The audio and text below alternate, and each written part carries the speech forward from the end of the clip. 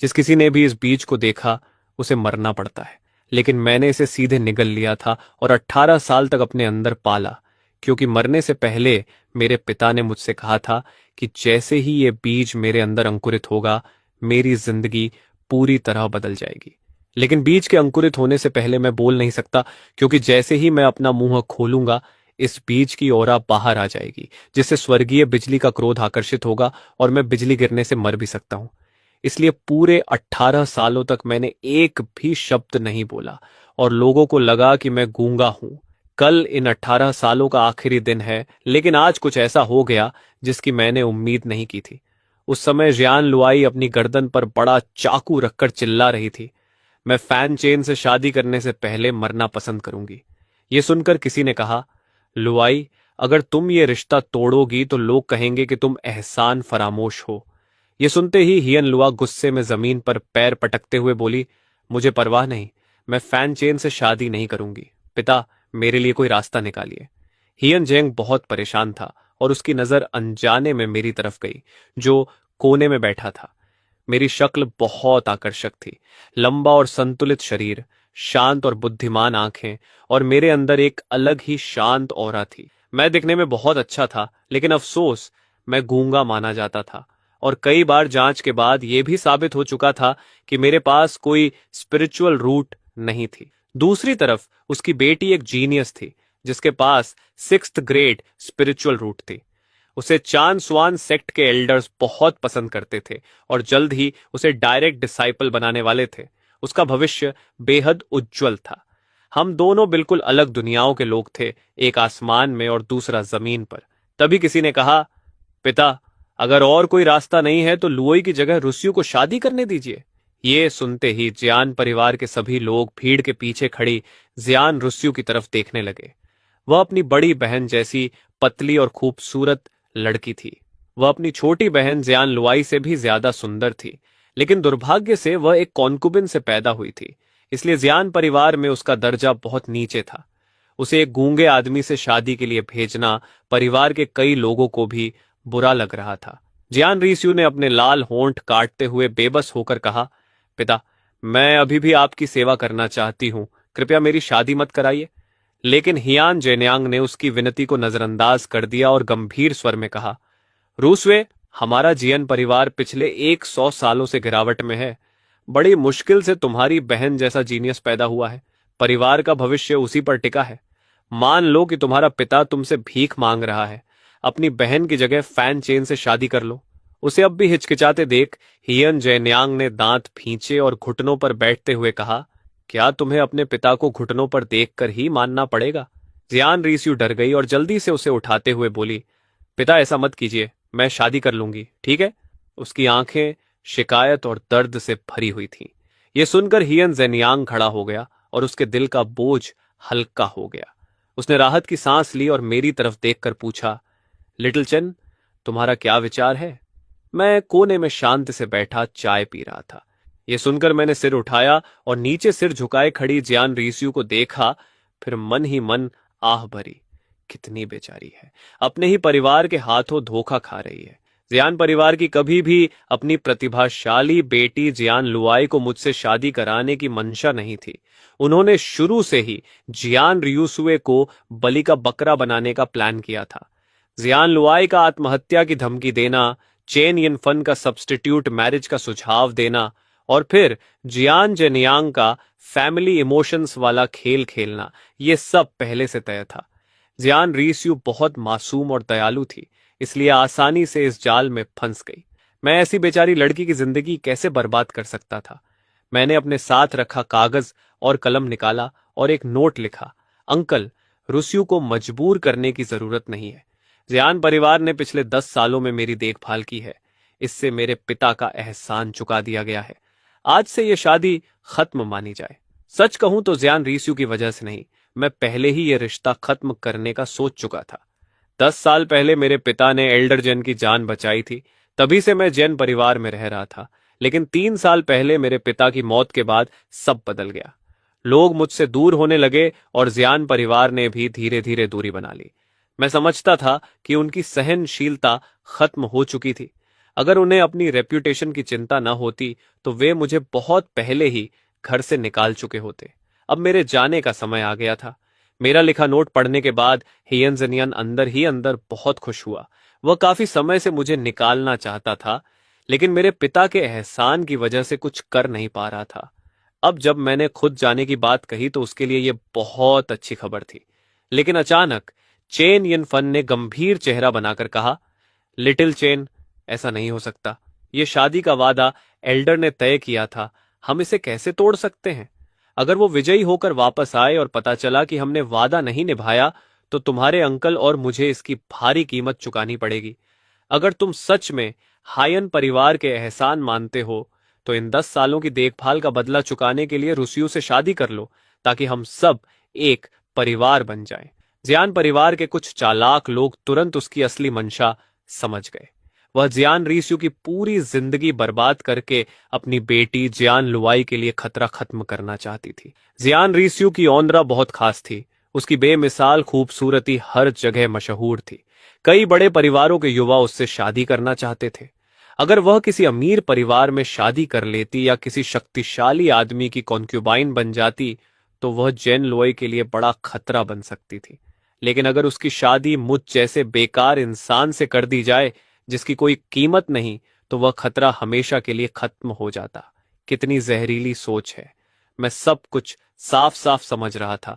जियान रीस्यू चुपचाप रोना चाहती थी, लेकिन बेबस होकर मन ही मन आह भर रही थी। मैंने सोचा, अगर आज मैं उसकी मदद भी कर दूं तो मेरे जाने के बाद भी वह चेन यिन फन के जहरीले हाथों से नहीं बच पाएगी। तब उसका भविष्य शायद एक गूंगे आदमी से शादी करने से भी बदतर होगा। इन सालों में जियान रीस्यू ही अकेली थी जिसने हमेशा मेरे साथ अच्छा व्यवहार किया। जिस साल मेरे पिता की मौत हुई थी, मैं दुख में इतना टूट गया था कि बुरी तरह बीमार पड़ गया। मैं 7 दिन और 7 रात तक बिस्तर पर पड़ा रहा और जियान परिवार के बाकी लोगों ने मेरी तरफ देखा तक नहीं। जब मैं 7 दिन और 7 रात तक बिस्तर पर पड़ा था, तब सिर्फ जियान रीस्यू ही थी जिसने बिना सोए मेरी देखभाल की, और उसी की वजह से मैं उस मुश्किल दौर से बाहर निकल पाया। सच कहूं तो मेरे अंदर इतनी हिम्मत नहीं थी कि इतनी अच्छी, मासूम और दयालु लड़की को जियान परिवार की इस आग जैसी जगह में अकेला छोड़ दूं। चेन यिन फन के बार बार दबाव डालने पर मैंने बेबसी में कलम उठाई और उसके लिए सिर्फ एक शब्द लिखा, ठीक है। चेन यिन फन के चेहरे पर तुरंत मुस्कान आ गई। उसने उत्साह से कहा, रुस्यू, फैन चेन को लेकर जाओ और उसके कपड़ों का नाप दिलवा दो। 1 महीने बाद तुम दोनों की शादी होगी। वह चाहती थी कि हमारी शादी जल्दी हो जाए ताकि कोई परेशानी ना आए। जियान रीस्यू ने अपने आंसू पोंछे और लाल आंखों के साथ मेरे सामने आकर बोली, मेरे साथ आओ, मुझे तुमसे कुछ कहना है। मैं उसके पीछे उसके कमरे में गया। कमरे को ड्रेसिंग रूम कहना भी ज्यादा होगा, वो बस मुर्गी खाने से थोड़ा बेहतर था। बहुत साधारण और छोटा।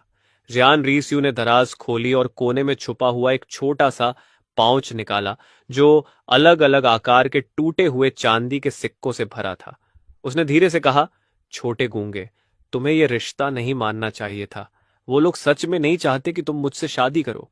वो बस नहीं चाहते कि लोग उन्हें एहसान फरामोश कहें। जब मेरी बहन सेक्ट में शामिल हो जाएगी तब वो तुम्हारे साथ बहुत बुरा व्यवहार करेंगे और फिर तुम्हें घर से निकाल देंगे। मैं हल्का सा मुस्कुराया। वह बेवकूफ नहीं थी। फिर उसने वो पैसों की थैली मेरी हथेली पर रखी और धीमी आवाज में बोली, ये पैसे लेकर जियान परिवार छोड़ दो, लग्जियन शहर भी छोड़ दो। मैं नहीं चाहती कि तुम्हारी जिंदगी मेरी तरह हो जाए। मैंने एक नोट लिखा। और तुम? उसके होंठों पर कड़वी मुस्कान आई। उसने कहा, यही मेरा घर है। चाहे वो मेरे साथ कितना भी बुरा व्यवहार करे, मैं जा नहीं सकती। तभी बाहर नौकरानियों की हंसी और बातें सुनाई दी। वे शादी का सामान लेने गोदाम जा रही थीं। वह घबराकर बोली, जल्दी जाओ, उदास मत रहो। बाहर जाकर अजनबियों पर भरोसा मत करना, उनका खाना मत खाना, उनका पानी मत पीना और बेवजह चिल्लाना मत। अगर लोगों को पता चल गया कि तुम गूंगे हो तो वो तुम्हारा फायदा उठाएंगे, समझे छोटे गूंगे। बोलते बोलते उसकी आवाज कांपने लगी और उसकी आंखों में आंसू भर आए। मैं एक कदम आगे बढ़ा और उसके सिर पर हाथ रखकर कहा, अब से तुम्हें मुझे पति कहना चाहिए।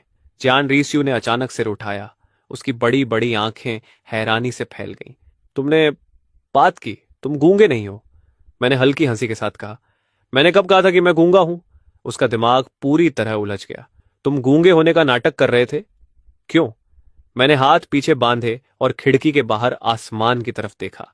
उसी समय साफ आसमान में अचानक दो जोरदार गरज सुनाई दी। जियान परिवार के लोग डरकर बाहर भागे। जियान रीस्यू भी उस अचानक गड़गड़ाहट से चौंक गई और बोली, ये अचानक बिजली कैसे गरज सकती है? मेरी एक्सप्रेशन गंभीर थी, लेकिन मैं चुप रहा। उसे नहीं पता था कि अभी जब मैंने बात की थी तब बीच की ओरा बाहर निकली थी और उसी ने स्वर्गीय बिजली का क्रोध बुलाया था। उसने मेरे चेहरे पर उदासी देखी और धीरे से कहा, ठीक है, मैं नहीं पूछूंगी। जल्दी सामान बांधो और चले जाओ। अगर चेन यिन फन को पता चल गया कि तुम गूंगे होने का नाटक कर रहे थे। उसने अपनी पुरानी फटी हुई ड्रेस की तरफ देखा और बड़बड़ाई, मैं फिर से भूत जैसी लग रही हूं। मैं मुड़ा और धीरे से उसका हाथ पकड़ लिया। मैं नहीं जा रहा। मैं यहीं रहूंगा और तुमसे शादी करूंगा। अब से मैं तुम्हारी रक्षा करूंगा। जियान रीस्यू का खूबसूरत चेहरा तुरंत लाल हो गया और उसका दिल तेजी से धड़कने लगा। उसने जल्दी से अपना हाथ छुड़ाया और बोली, बेवकूफी मत करो, तुम्हारा टैलेंट तो मुझसे भी कम है। मैं बस मुस्कुरा दिया। आज पूरे 18 सालों का आखिरी दिन था। बहुत जल्द मेरी जिंदगी बदलने वाली थी। मैंने उसकी आंखों में देखते हुए भरोसे से कहा, मुझ पर विश्वास करो। मेरी शांत और दृढ़ नजर देखकर उसके दिल में गर्माहट भर गई। अपनी मां की मौत के बाद पहली बार किसी ने उससे कहा था कि वो उसकी रक्षा करेगा। काफी देर सोचने के बाद उसने फिर से पैसों की थैली मेरी हथेली में रख दी। गालों पर हल्की लाली के साथ उसने कहा, इसे रख लो। इसे मुझसे शादी करने की कीमत समझ लो, फैन चेन। मेरे दिल में एक अजीब भावना उठी।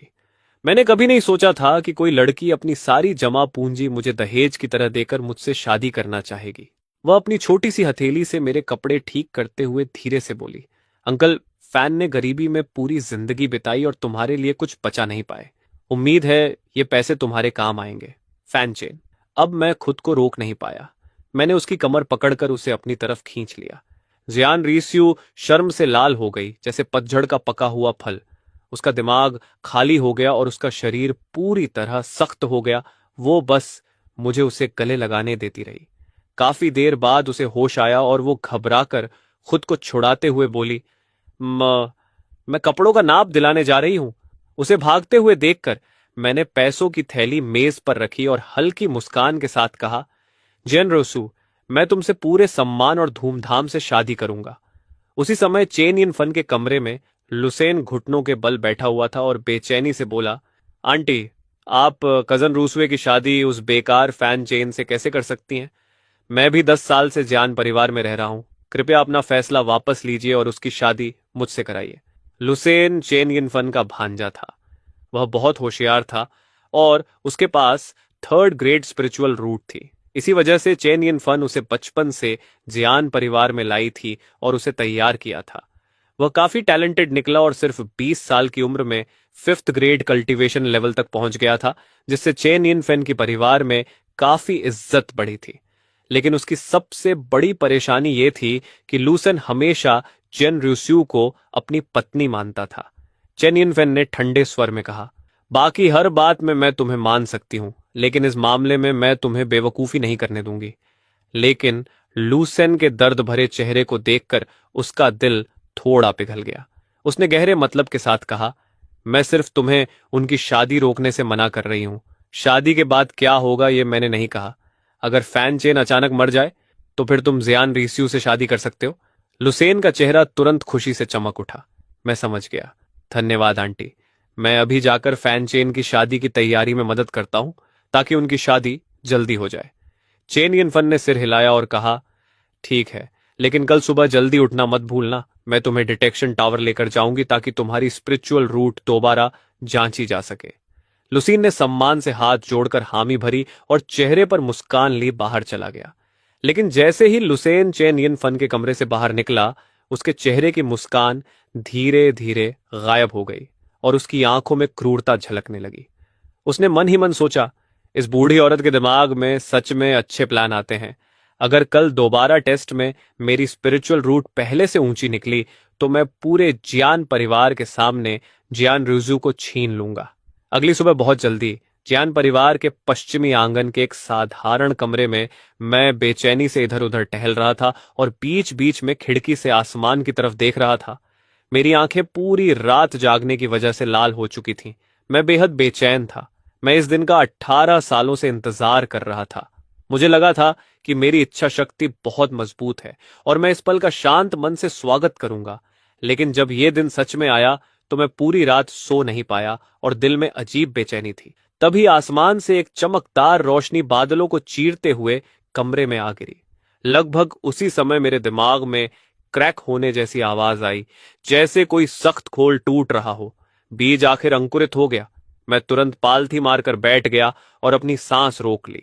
अंधेरे में मैंने देखा कि मिट्टी से एक नन्हा सा हरा अंकुर बाहर निकला। उसके प्रकट होते ही ऐसा लगा जैसे किसी सर्वोच्च अस्तित्व को गुस्सा आ गया हो। एक के बाद एक भयानक बिजली उस पर गिरने लगी और उसे फिर से मिट्टी में दबाने लगी, लेकिन वह छोटा अंकुर धीरे धीरे खुलता गया। हरा अंकुर उन सारी बिजलियों को ऐसे निगल रहा था जैसे वे उसके लिए पोषण हो, और मेरी आंखों के सामने वह बढ़ते बढ़ते एक अंतहीन विशाल पेड़ बन गया। जब बिजली को समझ आ गया कि वह उसकी वृद्धि रोक नहीं सकती, तो वह धीरे धीरे शांत हो गई। उस प्राचीन तेसु डिवाइन ट्री से हरी रोशनी की किरणें निकलीं और मेरे शरीर में समाने लगी। फिर मेरे डेंटियन में एक स्पिरिचुअल रूट बनने लगी। स्पिरिचुअल रूट, मेरे पास स्पिरिचुअल रूट है। मैंने 18 साल इस बदलाव का इंतजार किया था और आखिर वो दिन आ गया। थोड़ी देर बाद मैंने खुद को शांत किया और अपनी स्पिरिचुअल रूट को ध्यान से देखा, लेकिन उसे देखकर मैं हैरान रह गया। वो पूरी तरह ट्रांसपेरेंट थी। मेरी स्पिरिचुअल रूट का कोई रंग ही नहीं था। जियान लुआई की स्पिरिचुअल रूट आसमानी नीले रंग की थी, जो 6th ग्रेड रूट को दर्शाती थी। सुना था कि सबसे ऊंची व्हाइट स्पिरिचुअल रूट होती है जो 9 ग्रेड होती है, लेकिन ट्रांसपेरेंट स्पिरिचुअल रूट के बारे में मैंने कभी नहीं सुना था। लगता है मुझे इवैल्यूएशन टावर जाकर इसकी पुष्टि करनी होगी। मैंने अपना सिर छुआ और सोचा कि आखिर ये किस लेवल की रूट है। तभी मैंने देखा कि विशाल तैसु डिवाइन ट्री पर बहुत सारे बड़े ट्रांसपेरेंट फल लगे हुए थे। सबसे नीचे लटक रहे फल के अंदर एक कल्टीवेशन टेक्निक सील्ड थी। जब मैंने उस पर लिखे शब्द साफ देखे तो मैं दंग रह गया। High level mysterious technique, ascending dragon सूत्रा। मैं पूरी तरह हिल गया। जियान परिवार जैसी पुरानी ताकत के पास सिर्फ mid level royal sword technique थी, लेकिन ये मिस्टीरियस हाई लेवल टेक्निक तो पूरी दुनिया में खून खराबा करवा सकती थी। मेरी सांसें तेज हो गईं। मैंने उस फल को लेने के लिए छलांग लगाई, लेकिन एक अदृश्य शक्ति ने मुझे जमीन पर दबा दिया। तभी मेरे दिमाग में जानकारी आई। सबसे निचली परत के फल को सिर्फ वही ले सकता है जो फाउंडेशन एस्टैब्लिशमेंट रेल्म तक पहुंच चुका हो। उसके तुरंत बाद मेरी आंखों के सामने का अंधेरा गायब हो गया और मैं वापस अपने साधारण कमरे में लौट आया। मैंने बिना समय बर्बाद किए जियान मैंजियन छोड़ा और इवैल्यूएशन टावर की तरफ निकल गया। सुबह बहुत जल्दी थी और वहां इवैल्यूएशन के लिए कई लड़के लड़कियां पहले से मौजूद थे। उस समय चेन यन फन लुसेन के साथ टावर के बाहर खड़ी थी और बोली, आज नर्वस मत होना। पिछली बार तुम घबरा गए थे, इसलिए तुम्हारा रिजल्ट नॉर्मल लेवल से नीचे आया था। तुम्हारे पास कम से कम हाई 3rd ग्रेड रूट होनी चाहिए थी, लेकिन नर्वस होने की वजह से सिर्फ मिड 3rd ग्रेड मिली। इसी एक लेवल की कमी की वजह से मैं तुम्हारे लिए जियान परिवार से ज्यादा रिसोर्सेज नहीं ले पाई। लुसेन ने गहरी सांस ली। जियान परिवार के रिसोर्सेज सीमित थे। ज्यादातर जियान लुआई को दिए जाते थे और बाकी टैलेंट के हिसाब से बांटे जाते थे। परिवार में कई लोगों के पास 3rd ग्रेड रूट्स थी, इसलिए अगर उसका लेवल दूसरों से कम रहा तो उसे बहुत कम रिसोर्सेज मिलते। चेन यन फन ने गंभीरता से कहा, इस बार तुम्हें अपना असली लेवल दिखाना होगा। अगर तुम्हें हाई 3rd ग्रेड मिल गई तो मैं जेन परिवार को मनाकर तुम्हें उनके स्वॉर्ड टेक्निक सीखने का मौका दिला दूंगी। यह सुनकर लूसेन बेहद उत्साहित हो गया। जियान परिवार की स्वॉर्ड टेक्निक एक मिड येलो रैंक टेक्निक थी और लियोन सिटी में काफी ताकतवर मानी जाती थी। सिर्फ जियान परिवार के कोर मेंबर्स ही इसे सीख सकते थे। 10 साल तक सबको खुश करने के बाद आखिर अब उसे जियान परिवार की सबसे कीमती चीज छूने का मौका मिल रहा था। अपनी खुशी में उसने अचानक मुझे देखा और चौंक गया। वह जानता था कि मैं भी उसकी तरह अपनी असली ताकत छिपा रहा था, लेकिन मैं अभी भी गूंगे होने का नाटक कर रहा था ताकि किसी को शक न हो। उसने तिरस्कार भरी नजरों से सिर हिलाया और बोला, तुम पहले भी कई बार इवैल्यूएशन करवा चुके हो, लेकिन हर बार रिजल्ट यही आया कि तुम्हारे पास कोई स्पिरिचुअल रूट नहीं है। उसने मेरे कंधे पर थपथपाते हुए कहा, स्पिरिचुअल रूट जैसी चीजें जन्म से होती हैं, या तो होती हैं या नहीं होती। पूरी जिंदगी एक आम इंसान बनकर जीने में क्या बुराई है? ऐसी चीजों के पीछे क्यों भाग रहे हो जो तुम्हें मिल ही नहीं सकती? तभी टावर का दरवाजा खुला। अंदर का टावर मास्टर एक झुका हुआ बूढ़ा आदमी था। उसने कहा, पुराने नियम वही हैं। जिसकी इवैल्यूएशन एक्स्ट्रॉर्डिनरी होगी उसे टेक्निक रिवॉर्ड्स मिलेंगी। लेकिन किसी ने ज्यादा रिएक्शन नहीं दिया, क्योंकि पिछले कई दशकों में सिर्फ जेन लोय ही ऐसी थी जिसे रिवॉर्ड मिला था। लूसेन आत्मविश्वास से भरा हुआ था। उसने मुझे तिरछी नजर से देखा और मजाक उड़ाते हुए मुस्कुराया, थोड़ी देर बाद मेरे असली स्पिरिचुअल रूट लेवल को देखकर कहीं डर मत जाना। उसे पूरा भरोसा था कि इस बार उसकी high third grade spiritual root निकलेगी और उसके बाद जियान परिवार में उसकी पोजीशन और भी ऊंची हो जाएगी। उस वक्त जियान रीस्यू को मुझसे छीनना और भी आसान हो जाता। मैंने बस सिर हिलाया और एक नोट लिख दिया।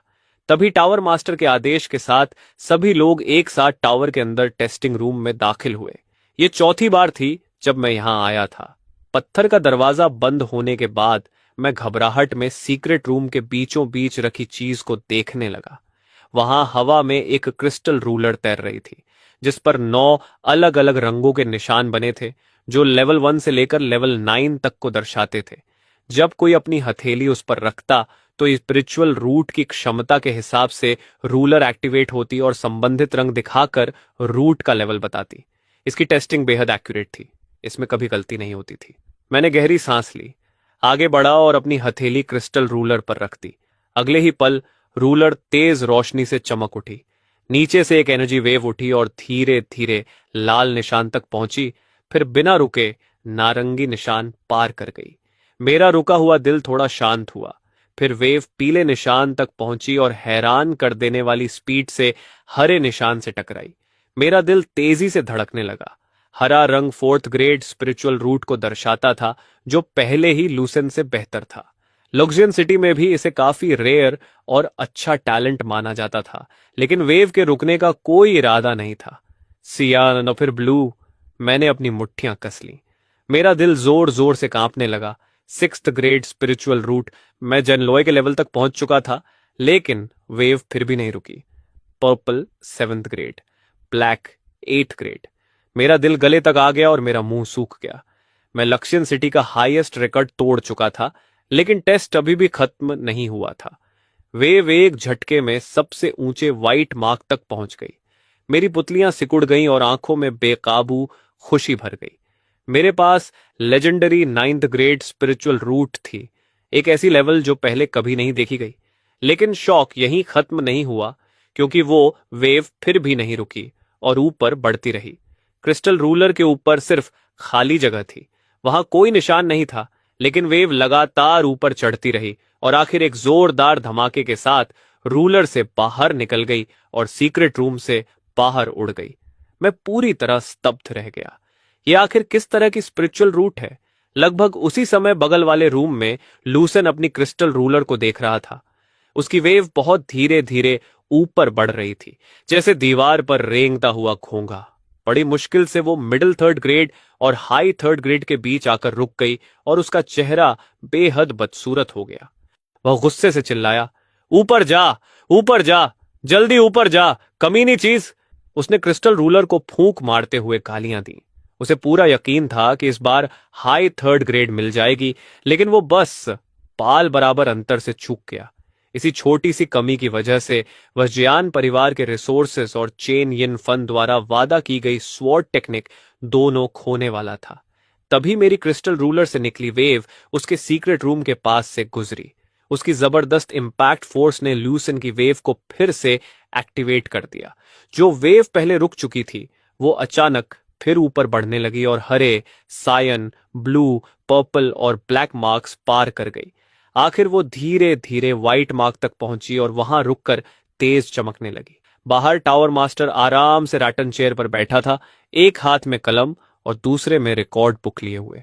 तभी सीक्रेट रूम नंबर 3 की स्टोन डोर पहले चमकी और हल्की लाल रोशनी निकली। उसने आलस से रिकॉर्ड देखा और बुदबुदाया, सीक्रेट रूम नंबर 3, जू टिंटिन, जो फैमिली की बेटी लो फर्स्ट ग्रेड स्पिरिचुअल रूट। उसके बाद बाकी रूम्स भी एक एक करके चमकने लगे। Secret room number 7, Yuan Gon, Chan family chamber of commerce का young master, high first grade spiritual root. Secret room number 1, Sensen Yu, Chen clan का young master, low first grade. कई रिजल्ट्स दर्ज करने के बाद टावर मास्टर ने सिर हिलाया और आह भरी। लक्ष्यन सिटी हर साल और कमजोर होती जा रही है। अगर कुछ समय पहले जियान लुआई जैसी 6th ग्रेड स्पिरिचुअल रूट वाली प्रतिभा पैदा न हुई होती तो ल्यूशियान सिटी की टेस्टिंग टावर बंद होने वाली थी। तभी अचानक लूसेन के सीक्रेट रूम से सफेद रोशनी फूट पड़ी। टावर मास्टर ने अपनी आंखें रगड़ी और कंफ्यूज्ड एक्सप्रेशन के साथ देखा। वाइट क्रिस्टल रूलर पर वाइट मार्क। अगले ही पल उसके चेहरे का रंग उड़ गया। वह जोर से खड़ा हुआ और उसकी ऑरा इतनी तेज थी कि उसकी रटान चेयर कई मीटर दूर उड़ गई। उसके बूढ़े चेहरे पर अविश्वसनीय शौक था। 9th grade spiritual root. जैसे ही ये शब्द उसके मुंह से निकले, सफेद रोशनी अचानक सूरज की तरह तेज हो गई और पूरी टेस्टिंग टावर को चमकदार सफेद रोशनी से भर दिया। टावर भी उस रोशनी को रोक नहीं पाई और वो एक विशाल सफेद बीम बनकर आसमान चीरते हुए बादलों के पार निकल गई। उसी समय जान परिवार में जान लुओय अपनी मेडिटेशन खत्म कर रही थी। स्पिरिचुअल ऑरा उसके चारों तरफ घूम रही थी और उसकी आंखें चमक रही थीं। पास में जियान जेन्यांग गर्व से भरा खड़ा था। लुओई, इतनी कम उम्र में तुमने बॉडी रिफाइनमेंट का 9 लेवल पार कर लिया। हमारी लग्जियन सिटी में ऐसा पहले कभी नहीं हुआ। जियान लुआओ ने घमंड से कहा। आखिर मैं 6th ग्रेड स्पिरिचुअल रूट हूं। इतनी तेज कल्चरेशन होना कोई हैरानी की बात नहीं। जब मैं चानुआन सेक्ट जाऊंगी और मुझे मिड येलो ग्रेड या high yellow grade spirit stones मिलेंगी, तब मेरी कल्टीवेशन और भी तेज हो जाएगी। तभी उसकी नजर अचानक आसमान में उठती सफेद रोशनी पर पड़ी और वह चौंक गई। पिता, ये क्या है? जियान जेन्यांग ने ऊपर देखा और उसका चेहरा तुरंत बदल गया। क्या क्या दुनिया में 9 ग्रेड स्पिरिचुअल रूट प्रकट हुई है? सियान लुओई अविश्वास में उस रोशनी को देखती रही और अनजाने में अपने लाल होंठ काटने लगी। वह इतनी घमंडी थी कि यह स्वीकार नहीं कर सकती थी कि लुक्सियन सिटी में कोई उससे भी बेहतर टैलेंट वाला हो सकता है। जैसे ही रोशनी धीरे धीरे गायब होने लगी, उसने अपने दांत भींचे, हाथ में पकड़ा एक्सेसरी फेंका और डिटेक्शन टावर की तरफ दौड़ पड़ी। मैं जाकर देखूंगी कि वो कौन है।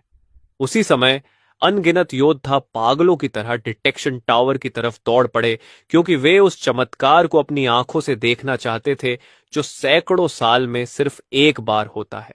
दूसरी तरफ डिटेक्शन टावर के अंदर पूरी तरह अफरा तफरी मच चुकी थी। जिन वॉरियर्स का टेस्ट चल रहा था, वे सब अपने अपने कमरों से भागकर बाहर आ गए और लूसेन के स्टोन रूम के सामने खड़े होकर हैरानी में जड़ हो गए। टावर मास्टर तो लगभग पागल ही हो गया था। वह लगातार बड़बड़ा रहा था। मिथक, मैंने अपनी जिंदगी में एक मिथक देख लिया। मैंने सच में लेजेंडरी 9 ग्रेड स्पिरिचुअल रूट देख ली। उसने कांपती आवाज में कहा। यह बिल्कुल हमारे त्यान जांगी पेविलियन के मास्टर जैसी स्पिरिचुअल रूट है। तभी एक युवा ने ईर्ष्या से मुट्ठियां भींचते हुए पूछा, टावर मास्टर, क्या 9th ग्रेड सबसे ताकतवर होती है? टावर मास्टर ने उसे घूरा और ठंडे स्वर में कहा, बकवास। बिल्कुल 9 ग्रेड सबसे ताकतवर होती है। लेकिन फिर जैसे उसे कुछ याद आया, वह थोड़ा झिझका और बोला, हालांकि इस दुनिया में एक ऐसी स्पिरिचुअल रूट की कहानी भी है जो 9th ग्रेड से भी ऊपर होती है। उसे बूगी स्पिरिचुअल रूट कहा जाता है। कहा जाता है कि वह इनविजिबल और इंटैंजिबल होती है, पूरी तरह ट्रांसपेरेंट। वो रूट 9th ग्रेड से 10 गुना, 100 गुना ज्यादा ताकतवर होती है। लेकिन वो सिर्फ कहानियों में है, असलियत में नहीं। तुम लोग क्या सोचते हो, इतनी आसानी से कोई बगी स्पिरिचुअल रूट पा सकता है? यह सुनकर पास खड़ा एक कमजोर दिखने वाला युवक कड़वी हंसी हंस पड़ा। उसके चेहरे पर निराशा थी। सिर्फ एक टैलेंट टेस्ट ने उसकी पूरी फ्यूचर स्टेटस तय कर दी थी। एक आसमान में उड़ता असली ड्रैगन था और दूसरा जमीन पर रेंगती छींटी। यह तुलना इतनी क्रूर थी कि इंसान टूट जाए। बगल वाले सीक्रेट रूम में मैं भी ये सब सुन रहा था। मैं भी चौंक गया। क्या लुसेन के पास 9th ग्रेड स्पिरिचुअल रूट है? मैं सोच ही रहा था कि अचानक मेरी क्रिस्टल रूलर फिर से रिएक्ट करने लगी। उसमें से रोशनी का एक गुच्छा निकला और मेरे सामने गिरा। जब रोशनी खत्म हुई तो मैं हैरान रह गया। वो 2 कल्टीवेशन टेक्निक्स थीं। क्या ये मेरी रिवॉर्ड टेक्निक्स हैं? मैं तुरंत खुश हो गया और उन्हें ध्यान से देखने लगा। पहली टेक्निक का नाम था स्प्रिंग ब्रीज ट्रू सूत्रा, जो एक high yellow grade mental technique थी। दूसरी थी 7 स्टार स्वॉर्ड फॉर्मूला, जो एक high yellow grade sword technique थी। मैं हैरान रह गया। मेरा लेवल आखिर है क्या? मुझे इतनी हाई रिवॉर्ड कैसे मिल सकती है? जियान लुई जैसी 6th ग्रेड स्पिरिचुअल रूट वाली लड़की को सिर्फ लो येलो ग्रेड टेक्निक मिली थी, लेकिन मुझे इतनी पावरफुल टेक्निक्स मिली थी।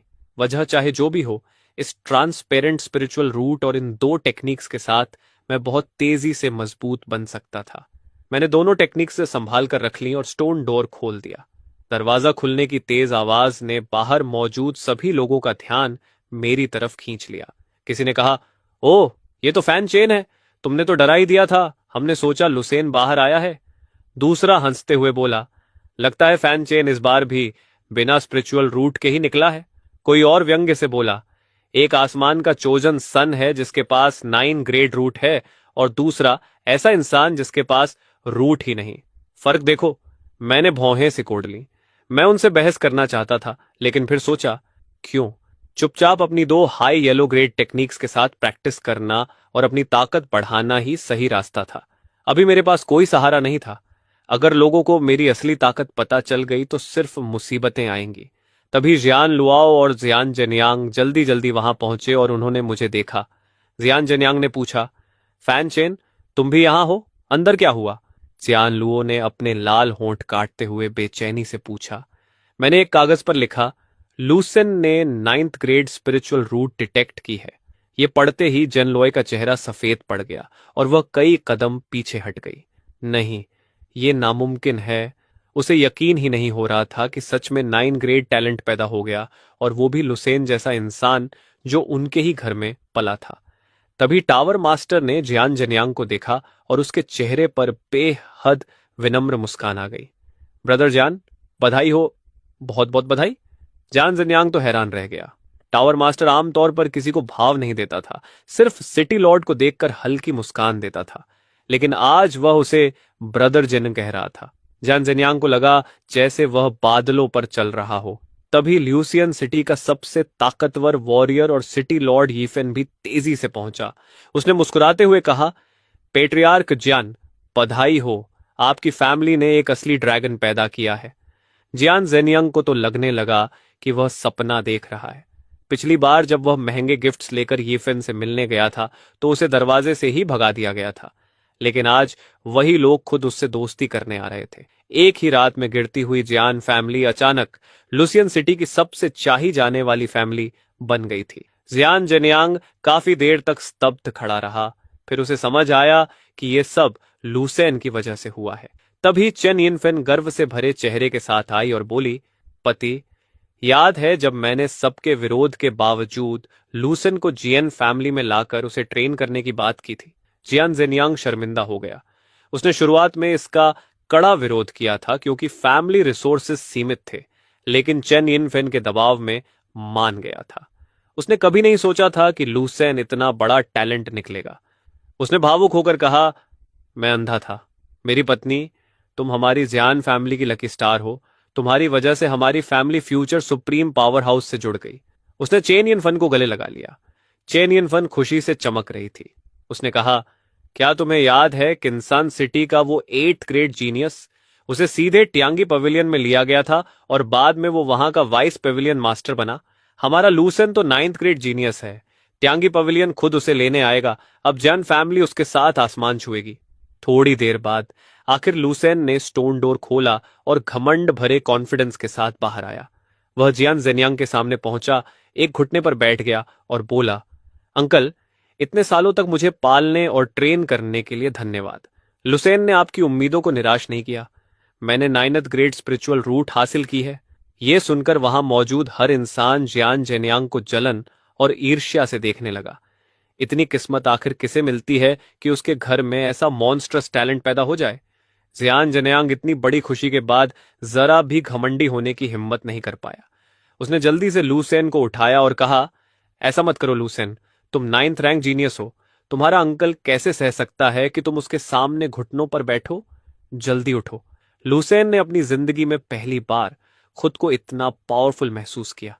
पहले वह हमेशा जियन जेनियंग के सामने सावधान रहता था, छोटी सी गलती पर भी डांट पड़ती थी, लेकिन अब वही इंसान उसे भगवान जैसा सम्मान दे रहा था। इस एहसास ने उसके अंदर ऐसा घमंड भर दिया जैसे वह 9 आसमानों के ऊपर खड़ा होकर पूरी दुनिया को देख रहा हो। तभी उसकी नजर मुझ पर पड़ी। मैं चुपचाप हाथ आस्तीन में डाले खड़ा था और मेरे चेहरे पर जरा भी हैरानी नहीं थी। यही बात उसे सबसे ज्यादा चुभ गई। उसे समझ नहीं आया कि एक गूंगा बेकार इंसान उसके सामने झुक क्यों नहीं रहा। उसने ऊंची आवाज में कहा, फैन चेन, क्या तुम्हें यकीन नहीं हो रहा? मैंने बिना एक्सप्रेशन बदले एक कागज पर लिखा, तुम इसके लायक नहीं हो। यह देखकर लूसन के चेहरे पर तिरस्कार भरी मुस्कान आ गई। फिर उसने जियान जेन्यांग की तरफ मुड़कर कहा, अंकल जियान, मेरी एक रिक्वेस्ट है। जियान जेन्यांग तुरंत बोला, कहो, इतनी फॉर्मेलिटीज की जरूरत नहीं। लुसेन ने मुझे तिरछी नजर से देखा और होठों पर मुस्कान लाते हुए कहा, मैं और जियान रीस्यू बचपन के दोस्त हैं। मैं उसे किसी बेकार इंसान से शादी करते नहीं देख सकता। अंकल जीन, कृपया उसकी शादी मुझसे करा दीजिए। सिर्फ मैं ही उसे खुशी और अच्छा भविष्य दे सकता हूं। जियान जेन्यांग तुरंत असहज हो गया। वह पहले ही सबके सामने जियान रीस्यू की शादी मुझसे तय कर चुका था। अगर अब वो अपना वादा तोड़ता तो उसकी रेप्यूटेशन खराब होती। लेकिन दूसरी तरफ लुसीन अब जियान परिवार का भविष्य था। अगर उसे नाराज कर दिया तो वह परिवार का सबसे बड़ा पापी कहलाता। वह दुविधा में था कि तभी मैंने कलम उठाई और लिखा, अंकल जियान, जियान रीस्यू को खुशी कौन दे सकता है, ये बातों से नहीं, ताकत से तय होगी। मैं लुसेन से मुकाबला करने को तैयार हूं। यह पढ़कर जान जेन्यांग ने राहत की सांस ली। अगर मैं हार जाता तो मैं खुद हट जाता और उसे वादा तोड़ने की बदनामी नहीं झेलनी पड़ती। वहीं लुसेन भी जन रूस्यू से शादी कर सकता था। दोनों तरफ फायदा। लुसेन जोर जोर से हंस पड़ा। हा हा हा, एक ऐसा बेकार इंसान जिसके पास स्पिरिचुअल रूट भी नहीं है, वो मेरी 9th रैंक स्पिरिचुअल रूट को चैलेंज कर रहा है। कितना मजाकिया है। फिर उसने घमंड से कहा, ठीक है, क्योंकि हम दोनों जेन मैंशन में बड़े हुए हैं, मैं तुम्हें मौका देता हूं। जान जेन्यांग ने कहा, मैं तुम दोनों को 3 दिन देता हूं। जो एक लेवल ब्रेक थ्रू करेगा वही जेन रूस्यू से शादी करने का हकदार होगा। मैं जियान फैमिली हेड होने के नाते यही फैसला देता हूं। मैंने सिर हिलाया। लुसेन आत्मविश्वास से हंसते हुए बोला, सिर्फ एक लेवल? अंकल, आप मेरी 9 रैंक स्पिरिचुअल रूट को कम आंक रहे हैं। 3 दिन बाद देखना क्या होता है। तभी भीड़ को चीरते हुए एक शानदार कपड़े पहने बूढ़ा आदमी आगे आया और सम्मान से हाथ जोड़कर बोला, यंग मास्टर लू, मैं इंचनन हूं। यह सुनकर सभी लोग चौंक गए। इंचैन इमोर्टल ल्यू सिटी की सबसे बड़ी एल्केमी फैमिली का हेड था। उसकी फैमिली की एंसेस्ट्रल रिफाइनमेंट पिल रेसिपी ने आसपास के सभी शहरों की रिफाइनिंग पिल्स मार्केट पर मोनोपोली कर रखी थी। रिफाइनमेंट पिल्स कल्चरेशन बढ़ाने का सबसे बड़ा सहारा थी, इसलिए उसके आते ही सभी का ध्यान उसी पर गया। लूसेन ने उसे पहचान कर पूछा, पेट्रियाकिन, क्या बात है? इंचनन हंसते हुए एक ब्रोकेड बॉक्स खोला। अंदर 10 छोटी जेड बॉटल्स रखी थीं, जिनसे स्पिरिचुअल ऑरा निकल रही थी। वे बेहद कीमती रिफाइनमेंट पिल्स थीं। उसने मुस्कुराकर कहा, यंग मास्टर लू को 9 रैंक स्पिरिचुअल रूट मिलने की बधाई। मेरे पास देने के लिए कुछ खास नहीं, इसलिए ये newly refined high grade refinement pills आपको गिफ्ट करता हूं। उम्मीद है कि आप 3 दिन में ब्यूटी भी जीतेंगे। भीड़ की आंखें लालच से चमक उठीं। उन बॉटल्स में से हर एक की कीमत बहुत बड़ी थी। मैंने अपनी आंखें हल्की से कोट लीं। साफ था कि इन फैमिली खुलकर लुसेन का सपोर्ट कर रही थी। शायद उसने मेरी नजर महसूस कर ली। वह रुका नहीं बल्कि और तिरस्कार से बोला, और आज से मेरी फैमिली की सभी दुकानों को आदेश है कि फैनचन को रिफाइनमेंट लिक्विड या पिल्स नहीं बेची जाएंगी। मेरी आंखें पूरी तरह ठंडी हो गईं।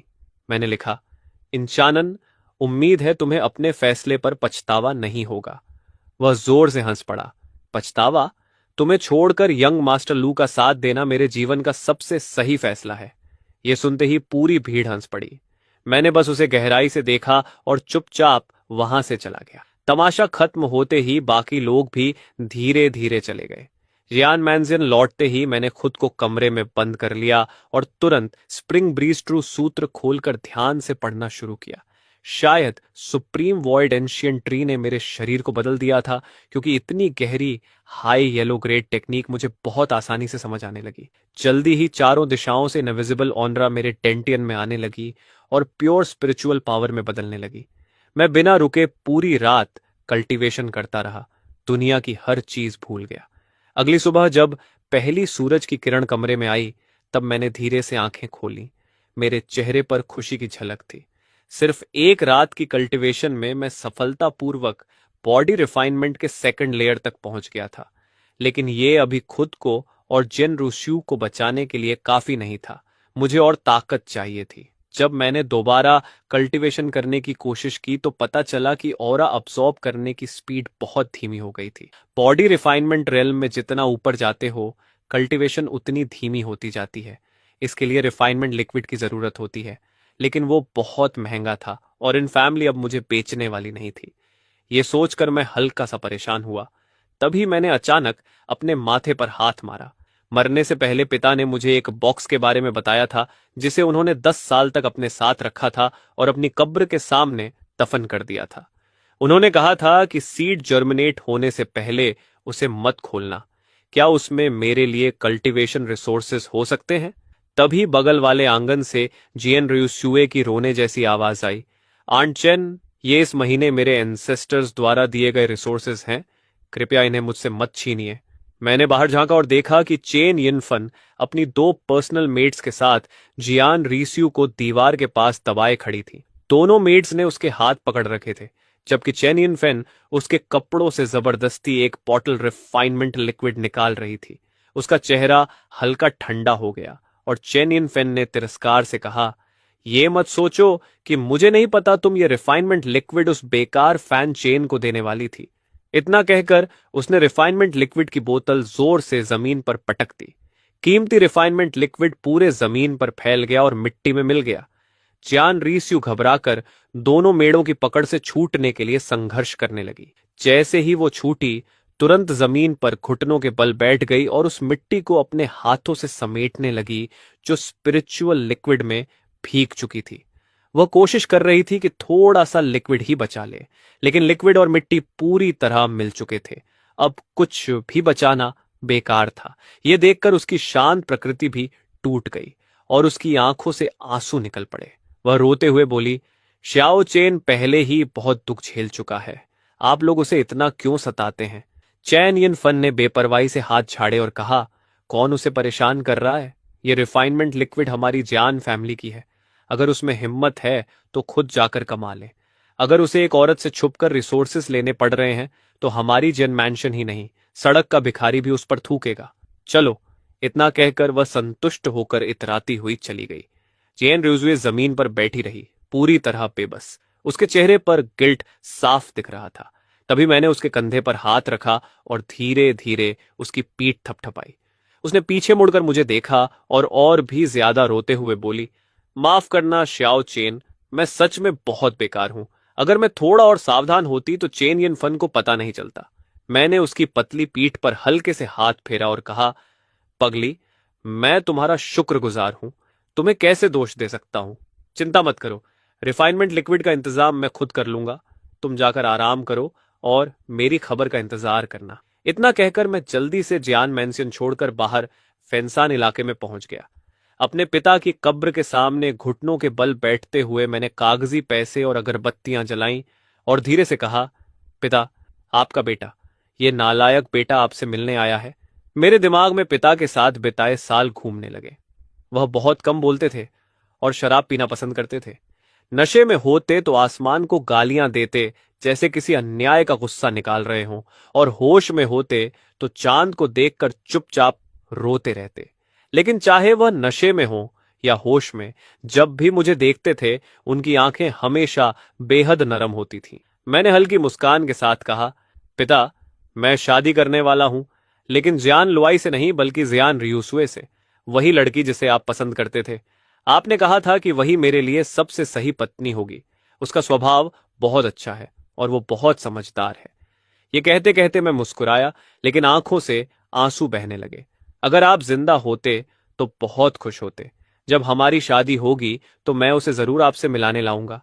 फिर मैंने थोड़ा गिल्ट महसूस करते हुए कहा, लेकिन आपके बेटे को एक छोटी सी समस्या है।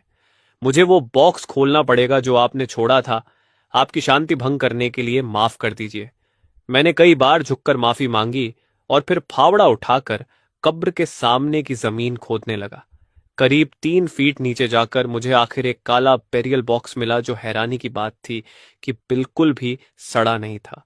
मैंने उसे उठाया और हैरानी से देखा। इतने साल जमीन में रहने के बावजूद उस पर समय का कोई असर नहीं था। मैंने उसका स्विच घुमाया और क्लिक की आवाज आई।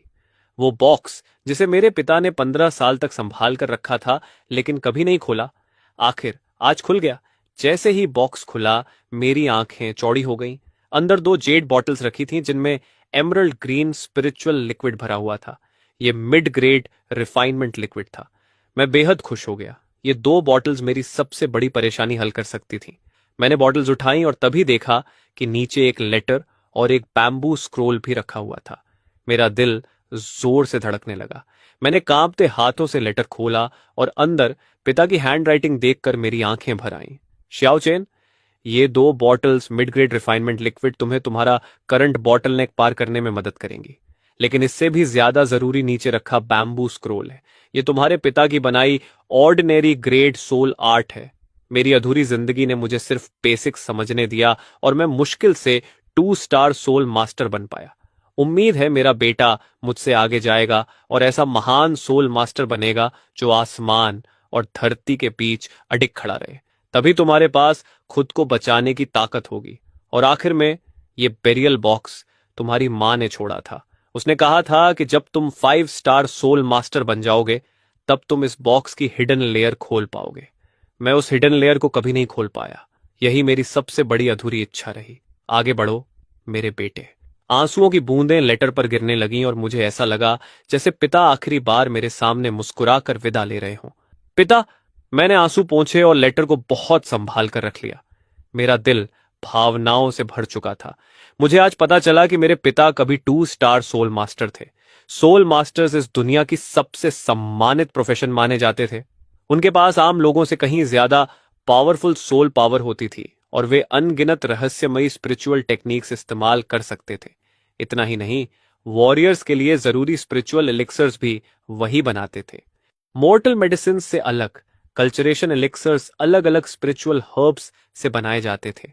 ये हर्ब्स सालों तक पहाड़ों की गहराई में ऑनरा एब्जॉर्ब करते थे, लेकिन साथ ही उनमें इम्प्यूरिटीज भी जमा हो जाती थीं। उन इम्प्यूरिटीज को हटाने के लिए बेहद शक्तिशाली सोल पावर चाहिए होती थी। इसलिए सोल मास्टर्स सिर्फ रहस्यमयी एक्सपर्ट्स ही नहीं बल्कि सबसे कीमती एल्केमिस्ट्स भी थे। यही वजह थी कि लूशियन सिटी की इन फैमिली सिर्फ इसलिए सबसे बड़ी एल्केमी फैमिली बन गई क्योंकि उनकी हर जनरेशन को एंसेस्ट्रल रेलिक हेवनली फर्नेस विरासत में मिलता था। एक ऐसा ट्रेजर जो थोड़ी देर के लिए किसी इंसान की सोल पावर बढ़ा सकता था और उसे लगभग सोल मास्टर अप्रेंटिस लेवल तक पहुंचा देता था। सिर्फ इसी रिलिक की वजह से उनका परिवार पूरी लुसियन सिटी पर राज करता था। अगर वे जोर से पैर पटक दें तो पूरी सिटी 3 बार कांप जाए। इससे अंदाजा लगाया जा सकता था कि असली सोल मास्टर कितना डरावना होता है। मैंने आखिर बैम्बू स्क्रोल खोला। उसके अंदर अजीब तरह के मुड़े तुड़े सिंबल्स लिखे थे। पहली नजर में तो वे चाइनीज कैरेक्टर्स भी नहीं लग रहे थे। जितना ज्यादा मैं उन अजीब अक्षरों को देखता गया उतना ही मेरा सिर चकराने लगा। ऊपर लिखा था तैसू, अपर चैप्टर, लेखक स्योयाओ द जियन 8 स्टार सोल मास्टर। उसके नीचे लिखा था जिन लोगों की सोल पावर मजबूत होगी वही इन अक्षरों को समझ पाएंगे, वरना उन्हें भयानक सिरदर्द होगा और गंभीर स्थिति में उनकी सोल भी नष्ट हो सकती है। सावधानी से अभ्यास करें। तब मुझे समझ आया कि ये अक्षर आंखों से नहीं सोल से पढ़े जाते हैं और मैं इन्हें समझ पा रहा था। इसका मतलब मेरी सोल आम लोगों से कहीं ज्यादा मजबूत थी और मेरे पास सोल मास्टर बनने की योग्यता थी। यह सोचकर मैं बेहद खुश हो गया। मैं जल्दी जल्दी पढ़ता गया, लेकिन कुछ देर बाद मेरा सिर बुरी तरह दर्द करने लगा और मैं आगे नहीं पढ़ पाया, इसलिए मुझे रुकना पड़ा। मैं तुरंत पिता की कब्र के सामने पालथी मारकर बैठ गया और जो कुछ पढ़ा था उसे मन ही मन समझने लगा। जैसे मैंने पहले स्प्रिंग ब्रीज ट्रू सूत्र सीखी थी, उसी तरह इस टेक्निक को समझना भी मेरे लिए हैरानीजनक रूप से आसान था। थोड़ी ही देर में मैंने आंखें खोलीं और उनमें उत्साह था। लगता था कि मैंने सोल पावर इस्तेमाल करने के कुछ बेसिक मेथड्स सीख लिए थे। मैंने सामने रखी मिड ग्रेड रिफाइनमेंट लिक्विड की 2 बॉटल्स की तरफ देखा। एक बॉटल तुरंत पी ली और दूसरी जेब में रख ली। जैसे ही पावरफुल मेडिसिनल एनर्जी मेरे शरीर में घुसी, मेरे अंदर स्पिरिचुअल ऑरा उफान मारने लगी। मैंने तुरंत कल्टीवेशन शुरू कर दी और उस एनर्जी को लालच से अब्सॉर्ब करने लगा। कुछ ही देर बाद मेरे शरीर के अंदर गहरी कंपन हुई और मैंने आंखें खोल दी। मैं बॉडी टेम्परिंग की तीसरी लेयर तक पहुंच चुका था। मैं हैरान रह गया। मिड ग्रेड रिफाइनमेंट लिक्विड का इफेक्ट इतना जबरदस्त है, तो फिर हाई ग्रेड और सुप्रीम ग्रेड कितने डरावने होंगे। मैंने पिता की कब्र के सामने खोदा हुआ गड्ढा वापस भर दिया, उनकी कब्र को झुककर प्रणाम किया और फिर शहर लौट आया। लेकिन मैं सीधे ज़ियान फैमिली नहीं गया। मैं इमॉर्टल फ्लो सिटी की दूसरी सबसे बड़ी एल्केमी फैमिली वान फैमिली की दुकान ट्रेजर पवेलियन पहुंचा, जिसका बिजनेस अब गिर रहा था। वान फैमिली के पास इन फैमिली जैसा सोल पावर बढ़ाने वाला ट्रेजर नहीं था, इसलिए वे सिर्फ बहुत घटिया प्रोडक्ट्स बना पाते थे और उनका बिजनेस इन फैमिली से काफी कमजोर था। वहां पहुंचकर मैंने ढीला काला रोब पहना, मास्क लगाया और दुकान के अंदर गया। ट्रेजर पवेलियन का मैनेजर आलस से कुर्सी पर लेटा दुकान संभाल रहा था। उसने सुस्त आवाज में पूछा, सर, क्या खरीदना चाहते हैं? मैंने सिर हिलाया और भारी आवाज में कहा, मैं खरीदने नहीं आया। मैनेजर ने हैरानी से मुझे देखा। तो क्या आपके पास कोई हेवनली मटेरियल है बेचने के लिए? मैंने फिर सिर हिलाया। वो भी नहीं। मैनेजर चिढ़ गया और बोला, यह व्यापार की जगह है, ना खरीदना ना बेचना, तो फिर यहां क्यों आए हो? मैंने अपनी जेब से मिड ग्रेड रिफाइनमेंट लिक्विड निकाली और काउंटर पर रख दी। इसे सामान के बदले बदलना है। मैनेजर ने बॉटल देखी और उसका चेहरा अचानक बदल गया। उसकी आंखें शौक से फैल गईं। वह तुरंत कुर्सी से उछल पड़ा और चिल्लाया, ये मिड ग्रेड रिफाइनमेंट लिक्विड है। 10 साल हो गए मैंने फिर से मिड ग्रेड रिफाइनमेंट लिक्विड देखी है। वह इतना एक्साइटेड हो गया कि उसका मेरे प्रति व्यवहार तुरंत सम्मान से भर गया। जल्दी जल्दी इस सम्मानित मेहमान के लिए सबसे अच्छी चाय लाओ। मैं थोड़ा चौंक गया। क्या 10 साल पहले भी मेरे पिता ने ही ऐसा रिफाइनमेंट लिक्विड बेचा था? मैंने ठंडी आवाज में कहा, चाय की जरूरत नहीं, मैं कुछ मटेरियल्स लेना चाहता हूं। तुम्हारी दुकान कितना दे सकती है? मैंने काउंटर पर रखी कलम उठाई और रिफाइनमेंट लिक्विड बनाने के मटेरियल्स की लिस्ट लिख दी। लिस्ट देखते ही मैनेजर और ज्यादा एक्साइटेड हो गया। उसकी आवाज सम्मान से भर गई। वह लगभग झुकते हुए बोला, महाशय, क्या आप सोल मास्टर हैं? पूरी इमॉर्टल फ्लो सिटी में इंचानन के अलावा कोई भी रिफाइनमेंट लिक्विड मटेरियल्स नहीं खरीदता जब तक कि वह सोल मास्टर ना हो। मेरी आवाज ठंडी हो गई। तुम बहुत कुछ जानना चाहते हो? मैनेजर डर गया और तुरंत खुद को थप्पड़ मारते हुए बोला, इस छोटे आदमी ने ज्यादा बोल दिया, कृपया माफ कर दीजिए। अगर मैं सच में सोल मास्टर था तो वह 10 जिंदगियों में भी मुझे नाराज करने की हिम्मत नहीं कर सकता था। मैंने कहा, बकवास बंद करो, बताओ कितना एक्सचेंज कर सकते हो? मैनेजर बोला, मार्केट प्राइस के हिसाब से एक bottle mid grade refinement liquid की कीमत 10,000 सिल्वर टेल्स है। रिफाइनमेंट मटेरियल्स की एक सेट 1,000 सिल्वर टेल्स की पड़ती है, तो हम आपको 10 सेट्स दे सकते हैं। फिर उसने इधर उधर देखा और धीरे से बोला, लेकिन अगर भविष्य में आपके पास और रिफाइनमेंट लिक्विड हो और आप हमें बेचें तो मैं फैसला लेकर आपको 11 सेट्स दे सकता हूं। मैं अंदर से खुश हो गया। एक बॉटल की कीमत 10,000 सिल्वर टेल्स, जबकि लो ग्रेड की सिर्फ 5,000 होती है, लेकिन उसके इफेक्ट को देखकर यह 2 गुनी कीमत पूरी तरह सही थी। मैंने थोड़ा सोचा और सिर हिला दिया। मैनेजर खुशी से झूम उठा और तुरंत 11 सेट्स मटेरियल्स मेरे सामने रख दिए। हाथ रगड़ते हुए उसने कहा, महाशय, कल लूशियन सिटी की एल्केमी एग्जीबिशन है। अगर आपके पास एक्स्ट्रा रिफाइनमेंट लिक्विड हो तो कृपया वहां हमें बेच दीजिए, ताकि वॉन फैमिली थोड़ी इज्जत बचा सके। उसकी लगभग भीख मांगती हुई एक्सप्रेशन देखकर मैंने हल्का सिर हिलाया। कोशिश करूंगा। ट्रेजर पैविलियन छोड़ने के बाद मैंने कंफर्म किया कि कोई मेरा पीछा नहीं कर रहा। फिर एक सुनसान गली में जाकर डिस्गाइज उतारा और सामान्य रूप से सड़क पर लौट आया। मैं कुछ ही कदम चला था कि अचानक किसी की मजाक उड़ाती आवाज सुनाई दी। अरे वाह, ये कौन है? मैंने देखा, लूसन घोड़े पर बैठा हुआ था। चेहरे पर घमंडी मुस्कान थी। उसके बगल में इंचानन भी था। दोनों ने मुझे देखा और घोड़े रोक दिए। लूसन ने पास के ट्रेजर पेविलियन की तरफ देखा और जोर से हंस पड़ा। पेट्रियार्किन, कुछ लोग अभी भी सपना देख रहे हैं कि उन्हें लो ग्रेड रिफाइनमेंट लिक्विड मिल जाएगी। इंचानन ने मुझे तिरछी नजर से देखकर मुस्कुराते हुए कहा, पूरे ल्यूजियन सिटी में मेरी इन फैमिली के अलावा कहीं रिफाइनमेंट लिक्विड नहीं मिलती। अगर तुम ट्रेजर पेविलियन में इसे मांगने गए थे तो तुम गलत जगह आ गए। फिर लुसेन हंसते हुए बोला, उनसे भीख मांगने से अच्छा है मुझसे भीख मांग लो। शायद मैं तुम्हें रिफाइनमेंट लिक्विड दे दूं, या फिर मुझसे ये मांग लो कि मैं तुम्हारी फियांस को छोड़ दूं। दोनों जोर जोर से हंसते हुए घोड़ों पर आगे बढ़ गए, जबकि इंचानन जाते जाते मुझे तिरछी नजरों से घूरता रहा। दुनिया को नष्ट करने वाले अल्केमी लिक्विड के बारे में भूल जाओ। जब तक मैं इंचानन यहां हूं, तुम अपनी पूरी जिंदगी में अल्केमी लिक्विड की एक बूंद भी पाने के बारे में सोच नहीं सकते। ये कहकर उसने अपने घोड़े को एड़ी मारी और उसे पकड़ने निकल पड़ा। मैंने बस कंधे उचका दिए। लो ग्रेड अल्केमी लिक्विड तो कुत्ते भी नहीं चाहते। ज्यादा देर नहीं हुई थी कि यंग मिस हान वैन सिलन ट्रेजर गैलरी में दाखिल हुई। दुकानदार डर और सम्मान से भरे चेहरे के साथ झुक गया। यंग मिस, मामला वैसा ही है जैसा मैंने पहले आपको बताया था। हान सिलिन की आंखें बेहद तेज थीं। उसने ठंडी आवाज में पूछा, क्या तुमने किसी को उसकी पहचान पता करने भेजा था? दुकानदार का शरीर कांप उठा। यह बूढ़ा नौकर ऐसी हिम्मत कैसे कर सकता है? सोल मास्टर्स को बिल्कुल पसंद नहीं कि कोई उनके सौभाग्यपूर्ण मौकों की जासूसी करे।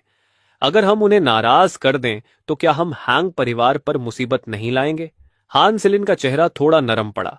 उसने राहत की सांस ली। फिलहाल मैं तुम्हें माफ करती हूं। बहुत अच्छा, तुमने इस मामले को बेहद सही तरीके से संभाला।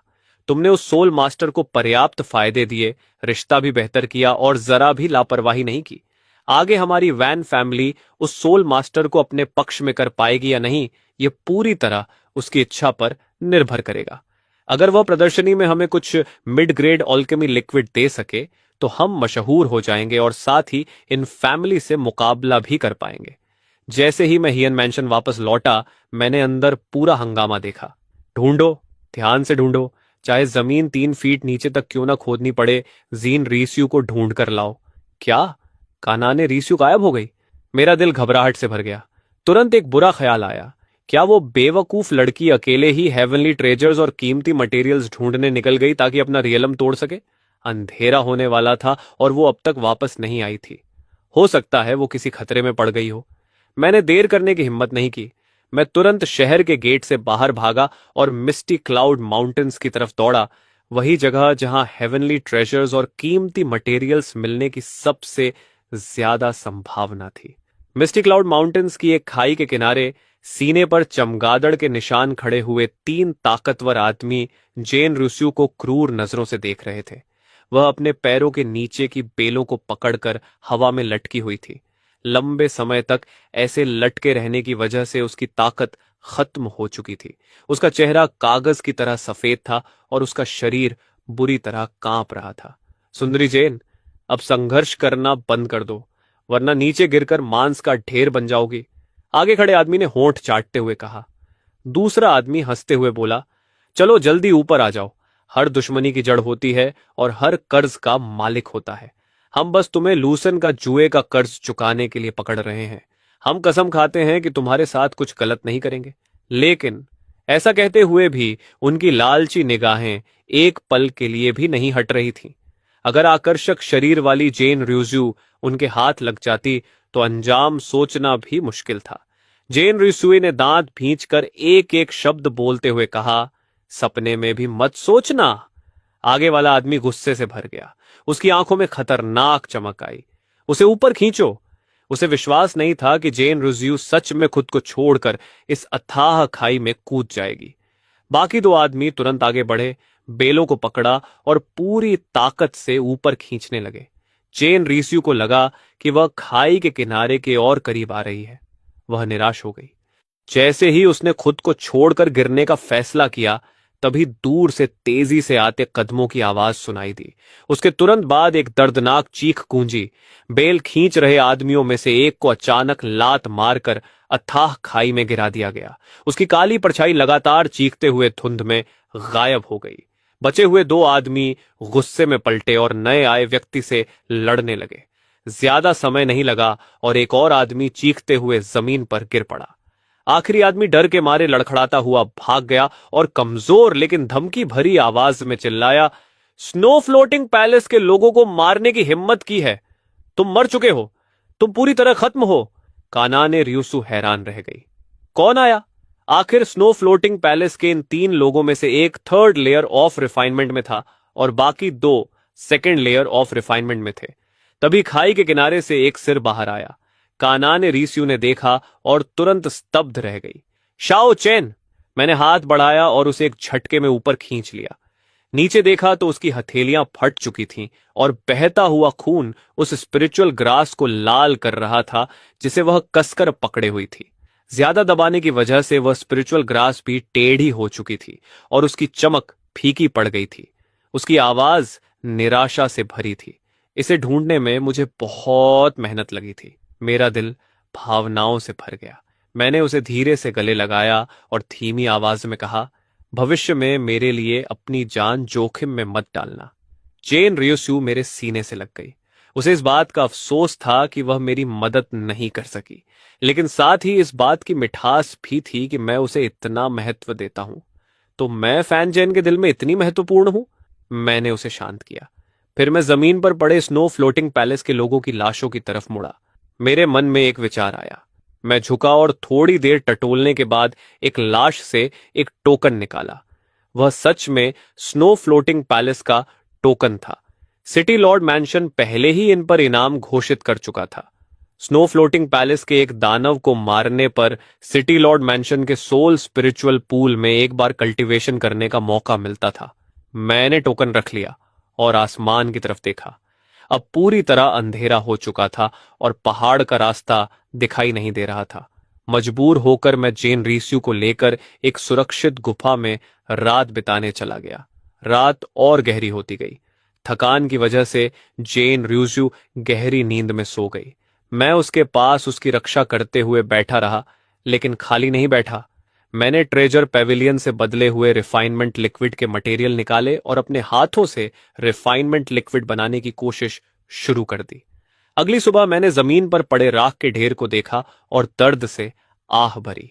3 हिस्सों के मटेरियल पूरी तरह बर्बाद हो गए थे। लेकिन अगले ही पल मेरी आंखें चमक उठीं और मैंने मन ही मन सोचा, मेरी आत्मा ने एंशिएंट सुप्रीम वॉइड टेक्निक में महारत हासिल करने के बाद आखिर कितनी ताकत हासिल कर ली है। सबसे लो लेवल रिफाइनिंग लिक्विड बनाना तो हैरान कर देने वाली आसानी से हो रहा है। मैं मुड़ा और अंदर रखी 8 बोतलों स्पिरिचुअल लिक्विड की तरफ देखा। उनमें से 7 हाई ग्रेड रिफाइनिंग लिक्विड थी और एक बोतल तो एक्सीलेंट ग्रेड रिफाइनिंग लिक्विड थी। और यह तो सिर्फ पहली कोशिश थी। अगर भविष्य में मेरे तरीके और ज्यादा निपुण हो गए तो एक्सीलेंट ग्रेड रिफाइनिंग लिक्विड बनाना और भी आसान होगा। इतना चौंकाने वाला नतीजा देखकर मुझे खुद भी यकीन नहीं हो रहा था। क्या मेरी सोल पावर सच में फाउंडेशन एस्टैब्लिशमेंट रियलम तक पहुंच गई है? मैंने धीमी आवाज में बड़बड़ाया, फिर अपने विचार समेटे और बेसब्री से उस एक्सीलेंट ग्रेड रिफाइनिंग लिक्विड की बोतल उठा ली और एक ही घूंट में पी गया। तुरंत ही बेहद शक्तिशाली औषधीय शक्ति मेरे शरीर में फट पड़ी। उसे निकलने वाली aura low grade refining liquid से 10 गुना ज्यादा थी, जिससे मेरा शरीर थोड़ा फूल गया, जैसे कोई गोल गुब्बारा हो। मैंने लापरवाही करने की हिम्मत नहीं की और तुरंत पालथी मारकर बैठ गया। मैंने जल्दी से उस ऑरा को पचाने के लिए मानसिक सूत्र चलाया। 1 घंटे बाद मैंने धीरे धीरे आंखें खोली। मेरी आंखें हैरानी से भरी हुई थीं। दूसरी तरफ हायन मैंशन के अंदर का माहौल बिल्कुल अलग था। लूसेन पसीने से लथपथ था। उसका चेहरा बेहद खराब दिख रहा था और वह अपने सामने घूर रहा था जहां रिफाइनिंग लिक्विड की 10 खाली बोतलें पड़ी थीं। उसने भारी और गुस्से भरी आवाज में दहाड़ा, ये क्या हो रहा है? मैंने सब कुछ पी लिया, फिर भी मैं आगे क्यों नहीं बढ़ पाया। बगल में खड़ी चेन यिनफन भी उलझन में थी। ऐसा नहीं होना चाहिए था। 9 ग्रेड स्प्रिट रूट और लो ग्रेड रिफाइनिंग लिक्विड की 10 बोतलें, इतना तो कोई सुअर भी कॉन्टेम्पलेशन स्टेट पार कर जाता, लेकिन तुम्हारी कल्टीवेशन बिल्कुल नहीं बढ़ी। वह मजबूरी में उसे दिलासा देने लगी, लूसन, रिफाइंड जेड हमेशा तुरंत नहीं चमकता। शायद तुम बहुत जल्दी आगे बढ़ना चाह रहे थे और तुम्हारा मेंटल स्टेट बिगड़ गया। वैसे भी तुम हारे नहीं हो। उस बेकार फैंचन के पास तो सिर्फ 1 ब्राउ स्पिरिचुअल रूट है और 2 ब्राउ रिफाइनिंग लिक्विड है। उसके लिए आगे बढ़ना तो और भी नामुमकिन है। ज्यादा से ज्यादा इसे बराबरी मान लो। यह सुनकर लूसन की तनी हुई नसें थोड़ी ढीली पड़ी। उसके चेहरे पर तिरस्कार उभर आया। वो भी मेरी बराबरी करने लायक है। मेरा आगे न बढ़ना सिर्फ अस्थाई है, लेकिन वो अपनी पूरी जिंदगी में आगे बढ़ने का सपना भी मत देखे। चलो, मैं हॉल चलते हैं और फैसला करते हैं कौन बेहतर है। उसी समय मैं और जेन रूसू सुबह की हल्की रोशनी में हायन मैंशन लौटे। जेन रूजू ने जेन परिवार के अंदर वाले लाल बांस के दरवाजे को देखा, लेकिन कदम बढ़ाने में हिचकिचाई। वह मेरी तरफ मुड़ी। उसकी आंखें भारी थीं। जैसे ही मैंने उसकी बेचैनी महसूस की, मैंने उसका हाथ पकड़ लिया और शांत लेकिन दृढ़ आवाज में कहा, मैंने कहा था ना, मैं तुम्हारी रक्षा करूंगा। मैं उसका हाथ पकड़कर उसके साथ हियन मैंशन के अंदर चला गया। कनान जेन यंग भी लोगों के साथ जल्दी जल्दी वहां पहुंच रहा था। जब उसने हमारे जुड़े हुए हाथ देखे तो उसकी भौहें हल्की सिकुड़ गईं और उसने पूछा, फैन चेन, इन दिनों तुम्हारी कल्चरेशन कैसी रही? मैंने अपनी कलम हल्की उठाई और 2 शब्द लिखे, ठीक है। कानन हैरान दिखा, लेकिन उसने ज्यादा नहीं पूछा और हमें मेन हॉल की तरफ ले गया। मेन हॉल पहले से लोगों से भरा हुआ था। जियान परिवार के दर्जनों युवा और बुजुर्ग सदस्य डायरेक्ट लाइन और कोलेटरल लाइन दोनों मौजूद थे। कुछ युवा लड़कियां चमकीले कपड़ों में लूसेन के आसपास हंसते बोलते घूम रही थीं, ताकि उसका थोड़ा फेवर पा सके। कनलुई के चेहरे पर भी मुस्कान थी और वह बीच बीच में लूसेन से बात कर रही थी, लेकिन जैसे ही उसने मुझे अंदर आते देखा, उसके चेहरे की मुस्कान तुरंत गायब हो गई। उसने ठंडे स्वर में कहा, मुझे लगा तुम आने की हिम्मत नहीं करोगे। कम से कम तुम में थोड़ी मर्दानगी तो है। मैंने उससे बात करना भी जरूरी नहीं समझा और सीधे मेन हॉल के बीचों बीच जाकर सीधा खड़ा हो गया और लिखा, हम कब शुरू करें?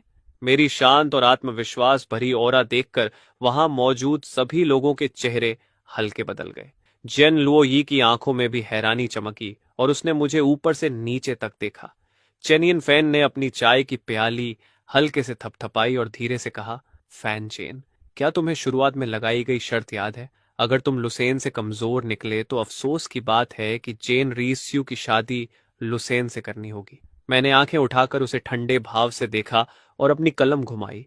अगर लुसेन हार गया तो कृपया अपने भांजे को भी कंट्रोल करना। उसे हंस का मांस खाने के सपने देखना बंद करने दो। चेन यिन फेन ने गुस्से में अपनी चाय की प्याली मेज पर दे मारी। उसकी फीनिक्स जैसी आंखों में गुस्सा उबल रहा था। अगर लूसेन हार गया तो स्वाभाविक है कि उसमें दोबारा रूसियों से शादी की बात करने की हिम्मत नहीं होगी। लेकिन अगर तुम हारे तो तुरंत हियन मैंशन छोड़ दोगे। आज के बाद मेरी जेन फैमिली तुम्हारी फैन फैमिली की कोई एहसानमंद नहीं रहेगी। मैंने हल्के से हाथ हिलाया और कलम की नोक नीचे गिराई। ठीक है, तो फैसला कर लेते हैं कौन बेहतर है। चेन यिन फन के दिल में गुस्सा भरा हुआ था। शुरू करो। लुसेन पूरे आत्मविश्वास के साथ हॉल के बीचों बीच आया। उसके चेहरे पर तिरस्कार साफ लिखा था। मेरे 9 ग्रेड स्पिरिट रूट के सामने तुम्हारे जैसे घटिया फैन परिवार के इंसान को मुकाबले का मौका मिलना चाहिए तो तुम्हारे पूर्वजों को भी गर्व होना चाहिए। वह बुरी तरह हंसा। उसने अपनी मुट्ठियां उठाईं और हवा में जोर से लहराईं। 5th लेयर ऑफ रिफाइनमेंट की पीक कल्टीवेशन ने हवा तक हिला दी। हियन लुओ यी भी हैरान रह गई। इसने एडवांस नहीं किया, ऐसा कैसे हो सकता है? 10 बोतल रिफाइनिंग लिक्विड के साथ तो मैं, जिसके पास 6th ग्रेड टैलेंट है, भी आगे बढ़ जाती। क्लैन के बाकी लोग भी एक दूसरे को देखने लगे। यह नतीजा सच में अप्रत्याशित था। 9 ग्रेड स्पिरिट रूट उतना ताकतवर नहीं लग रहा था जितना सबने सोचा था। कुछ पल के लिए माहौल अजीब हो गया।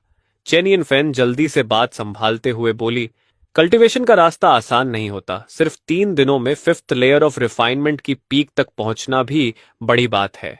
यह पहले से ही बहुत शानदार है। हालांकि क्लैन के कई लोगों के दिल में अब भी शक था, लेकिन उन्होंने ज्यादा नहीं सोचा और सिर हिला दिया।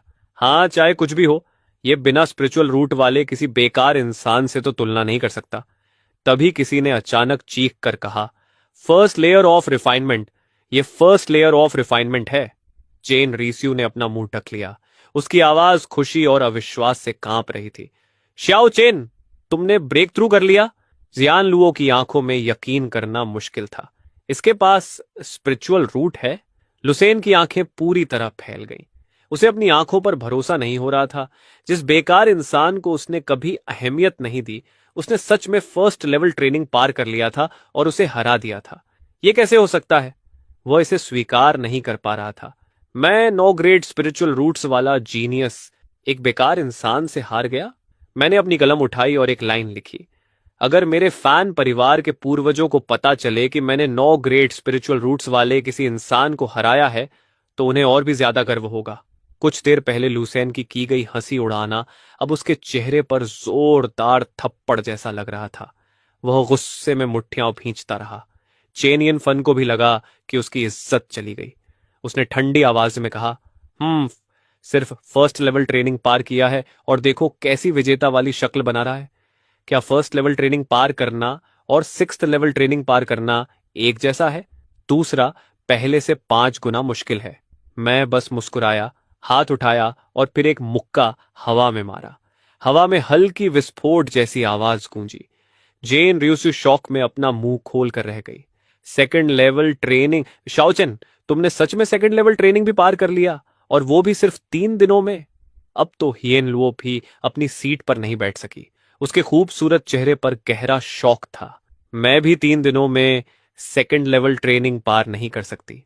लुसेन की आंखें गुस्से और जलन से भर गईं। फर्स्ट लेवल पार करना ही काफी शॉकिंग था, लेकिन सेकंड लेवल ट्रेनिंग पार करना तो सीधा कुचल देने जैसा था। चेन यिनफन भी हिल गई, लेकिन फिर भी जबरदस्ती बोली, सेकंड लेवल ट्रेनिंग तक पहुंचना इतना मुश्किल नहीं है, बस किसी तरह लुसेन की बराबरी कर पाया है। लेकिन जैसे ही उसने ये कहा, मैंने फिर से हवा में मुक्का मारा। इस बार तेज धमाके जैसी साफ आवाज गूंजी, जैसे सबके चेहरे पर जोरदार थप्पड़ पड़ा हो। हियन लुओई शौक से अपनी सीट से उछलकर खड़ी हो गई। उसे पता भी नहीं चला कि उसकी कुर्सी पीछे गिर गई। उसके चेहरे पर गहरा अविश्वास था। थर्ड लेवल ट्रेनिंग आज? ये नामुमकिन है। 3 दिनों में थर्ड लेवल ट्रेनिंग पार करना 9 ग्रेड स्पिरिचुअल रूट्स वालों के लिए भी संभव नहीं। लुसेन और चेन यिनफेन दोनों मुझे घूरते हुए ठंडा पसीना बहाने लगे। मैंने अपनी कलम उठाई और धीरे से लिखा, तो क्या हुआ अगर तुम असली ड्रैगन हो? तो क्या हुआ अगर तुम्हारे पास 9 ग्रेड स्पिरिचुअल रूट्स हैं? लुसेन ने बेहद अपमान महसूस किया और गुस्से में चिल्लाया, तुम किस बात पर घमंड कर रहे हो? सुन लो, टियनजी पैविलियन के लोग रास्ते में हैं। मैं सीधे टियनजी पैविलियन में शामिल हो जाऊंगा और तुम सिर्फ थर्ड लेवल ट्रेनिंग का एक बदबूदार कीड़ा हो। तुम मेरी बराबरी करने लायक नहीं हो। चेन यिनफेन की भी आज पूरी इज्जत मिट्टी में मिल गई थी। उसने मुझे घूरते हुए चिल्लाकर कहा, अच्छा, तुम्हारे पास स्पिरिचुअल रूट्स हैं। मैं बेकार हूं, तुम बहुत महान हो ना। अगर तुम इतने ही काबिल हो तो 10 दिनों के अंदर मेरे लिए एक शानदार दहेज तैयार करो। अगर नहीं कर पाए तो मुझे एंगेजमेंट तोड़कर जेन रिज्यू की शादी किसी और से कराने का दोष मत देना। यह कहकर उसने मेज पर जोर से हाथ मारा और लुसेन को लेकर गुस्से में चली गई। मैंने बस कंधे उचका दिए और इसकी परवाह नहीं की। अगर यह पहले होता तो शायद मैं भी चिंतित होता, लेकिन अब नहीं, क्योंकि मैं एक सोल मास्टर हूं। ऐसा सोल मास्टर जो महंगी पिल्स रिफाइन कर सकता है। तभी मुझे याद आया कि कल मैंने जेमबाओ पैविलियन के मैनेजर से लक्सियन सिटी की ग्रैंड एग्जीबिशन में हिस्सा लेने का वादा किया था। यही सही मौका था high quality training medicine refine करने का। इन्हें बेचकर बहुत पैसा कमाया जा सकता था, है ना? सिटी लॉर्ड मैंशन के सामने चौड़ी सड़क के दोनों तरफ स्टॉल लगे हुए थे। आज पूरे शहर के मेडिसिन रिफाइनिंग फैमिलीज की ग्रैंड एग्जीबिशन थी। बड़े और छोटे सभी रिफाइनर्स अपने सबसे बेहतरीन मेडिसिन दिखाने आए थे। इन परिवार के हेड इंचानिन अपने स्टॉल पर सबसे ज्यादा बिकने वाली लो ग्रेड ट्रेनिंग मेडिसिन दिखा रहा था। उसके सामने लोगों की भीड़ समुद्र जैसी उमड़ी हुई थी। दूसरी तरफ वॉन परिवार का उतना ही बड़ा स्टॉल बेहद सुनसान था। ठंडा माहौल देखकर वैनसिलिन बेचैन हो गई। क्या वो एक्सपर्ट सच में आएगा? मैनेजर उसके पास खड़ा कड़वी मुस्कान के साथ बोला, ज्यादातर सोल मास्टर्स अकेले रहते हैं और अपनी मर्जी से आते जाते हैं। वो आएगा या नहीं, ये पूरी तरह उसके मूड पर निर्भर है। वह भी बहुत परेशान था। अगर वो सोल मास्टर आ गया तो वॉन परिवार को मिड ग्रेड ट्रेनिंग मेडिसिन मिलेगा और वे इन परिवार को पीछे छोड़ देंगे। लेकिन अगर वो नहीं आया तो ये एग्जीबिशन पूरी तरह इन परिवार का सोलो शो बन जाएगा। अगले साल वॉन परिवार के दिन और मुश्किल हो जाएंगे। उन्हें और ज्यादा बेचैन करने वाली बात यह थी कि इन परिवार ने शायद और भी ताकतवर स्किल एक्टिवेट कर ली थी। खबर थी कि इंचानिन ने सफलतापूर्वक एक mid grade training medicine refine कर ली है। भले ही उसकी सक्सेस रेट सिर्फ 1% हो, लेकिन अगर यह खबर फैल गई तो बहुत बड़ा सनसनी मच जाएगी। वान परिवार के पास अब सिर्फ एक ही रास्ता था, उस सोल मास्टर का सहारा लेना। उसी समय काले चोगे में मैं धीरे धीरे वान परिवार के स्टॉल पर चढ़ा। कमांडर हांग इधर उधर टहल रहा था। जैसे ही उसने काले कपड़ों वाली मेरी परछाई देखी, उसकी भौहें सिकुड़ गईं। तुम? मैनेजर ने भी तुरंत मेरे कपड़े पहचान लिए और उसका दिल तेजी से धड़कने लगा। मिस, क्या यही वो सोल एक्सपर्ट है? कमांडर हैंग अंदर से कांप उठा और जल्दी से आगे बढ़कर सम्मान से झुक गया। कमांडर हैंग, एक्सपर्ट को मेरा प्रणाम। मैनेजर ने जल्दी से परिचय करवाया। एक्सपर्ट, ये मेरी वॉन फैमिली की बड़ी मिस है, जो फैमिली अफेयर्स की वाइस प्रेसिडेंट हैं। मैंने वान परिवार के मामलों में कोई दिलचस्पी नहीं दिखाई और भारी आवाज में सीधे पूछा, तुम लोग अल्केमी बिजनेस का कितना हिस्सा संभाल सकते हो? कमांडर हैंग ने अपनी भावनाएं छिपा ली। ये सोल मास्टर सच में वन परिवार के साथ सहयोग करना चाहता है। उसकी आंखें हल्की सी हिलीं और उसने कहा, हमारी वॉन फैमिली ने मार्केट प्राइस के हिसाब से 1 लाख सिल्वर टेल्स तैयार किए हैं। हम 10th rank mid grade Alchemy business संभाल सकते हैं। यह सुनकर मैंने हल्का सा भौहें सिकोड़ ली। मेरे पास अभी मिड ग्रेड अल्केमी थी ही नहीं, मेरे पास सिर्फ हाई ग्रेड थी। जब मैंने कुछ नहीं कहा तो कमांडर वॉन को लगा शायद उसने पर्याप्त पैसे तैयार नहीं किए। उसने जल्दी से जोड़ा, एक्सपर्ट, शायद आपको पता न हो, हमारी वैन फैमिली आपका एल्केमी बिजनेस 10,000 सिल्वर टेल्स प्रति बोतल के हिसाब से खरीद रही है। यह बिल्कुल उचित कीमत है। सामने इन परिवार ऑलरेडी मिड ग्रेड अल्केमी बना चुका है। अगर भविष्य में दोनों परिवार कंपीट करेंगे तो सेलिंग प्राइस निश्चित रूप से 10,000 से नीचे गिर जाएगी। हमारी वॉन फैमिली पॉपुलैरिटी कमाने के लिए घाटा उठाने को भी तैयार है। मैंने शांत स्वर में कहा, मैं मिड ग्रेड प्रोडक्ट्स नहीं बेचता। यह सुनते ही मैनेजर के माथे पर पसीना आ गया। उसने साफ साफ कहा था कि वह इस सोल मास्टर को मौके पर मिड ग्रेड अल्केमी बेचने के लिए बुलाएगा। तभी मैंने चुपचाप एक बोतल निकाली, उसे अपनी हथेली में घुमाया और कहा, मैं सिर्फ यह बेचता हूं। कमांडर वान और मैनेजर ने एक साथ देखा। कमांडर वान किसी तरह शांत रहा, लेकिन अंदर से हिल गया, जबकि मैनेजर सीधे चिल्ला पड़ा, हाई ग्रेड अल्केमी एक्सपर्ट, आप हमें यह बेचने वाले हैं? मैंने पूछा, तुम लोग खरीदना नहीं चाहते? मैनेजर तुरंत बोला, नहीं नहीं, ऐसा नहीं है, हम जरूर खरीदना चाहते हैं। यह हाई ग्रेड अल्केमी है। सिर्फ लक्सियन सिटी ही नहीं, आसपास के शहरों में भी ऐसी टॉप क्वालिटी स्पिरिचुअल मेडिसिन कभी नहीं दिखी। इसके साथ वॉन फैमिली तुरंत मशहूर हो जाएगी, इन फैमिली का मार्केट शेयर छीन लेगी और लक्ष्यन सिटी की नंबर 1 अल्केमी फैमिली बन जाएगी। इन फैमिली की मिड ग्रेड अल्केमी इसके सामने कुछ भी नहीं है। लेकिन फिर मैनेजर चिंतित होकर बोला, एक्सपर्ट, आप हर बोतल की कीमत कितनी रखेंगे? ये बहुत महंगी चीज है। मैंने सुना है दूर की जगहों पर इसकी एक बोतल 50,000 सिल्वर टेल्स तक बिकती है। अगर आपने बहुत ऊंची कीमत मांगी तो हमारी वान फैमिली ज्यादा मात्रा में इसे खरीद नहीं पाएगी। मैंने हल्के से कहा, 10,000 सिल्वर टेल्स। कमांडर वान की आंखों में गहरी शंका चमकी। एक्सपर्ट, आपको पता है मिड ग्रेड अल्केमी भी 10,000 सिल्वर टेल्स की होती है? उसे लगा शायद मेरा कोई और मकसद है। तभी मैंने 3 और बोतलें निकालकर सामने रख दी और शांत स्वर में कहा, मेरी सिर्फ एक शर्त है, इन परिवार को बर्बाद कर दो। कमांडर वान को तुरंत सब समझ आ गया, इसलिए यह एक्सपर्ट इतनी सस्ती कीमत पर बेच रहा था क्योंकि उसकी इन परिवार से दुश्मनी थी। इन परिवार ने सच में गलत इंसान को नाराज कर दिया था। उन्होंने 2nd रैंक सोल मास्टर को उकसाने की हिम्मत कैसे की? उसने तुरंत फैसला किया, अगर एक्सपर्ट लंबे समय तक इतनी कम कीमत पर हाई ग्रेड एल्केमी सप्लाई कर सकता है तो इन परिवार को गिराना कोई मुश्किल नहीं। मैंने सिर हिलाया और कहा, ठीक है, मुझे अल्केमी मटेरियल्स दो और मैं अभी तुम्हारे लिए बड़ी मात्रा में हाई ग्रेड अल्केमी बनाऊंगा। कमांडर वॉन ने तुरंत मटेरियल्स और एल्केमी रूम तैयार करने का आदेश दिया। दोपहर तक एग्जीबिशन अपने सबसे बड़े रश पर पहुंच गई। तभी इंचानन जोर जोर से हंसने लगा। सभी लोग सुनिए, मैं एक बड़ी खबर बताना चाहता हूं। हमारी इन फैमिली ने सफलतापूर्वक मिड ग्रेड अल्केमी बना ली है। इसकी कीमत 13,000 सिल्वर टेल्स होगी। भीड़ में जोरदार शोर मच गया।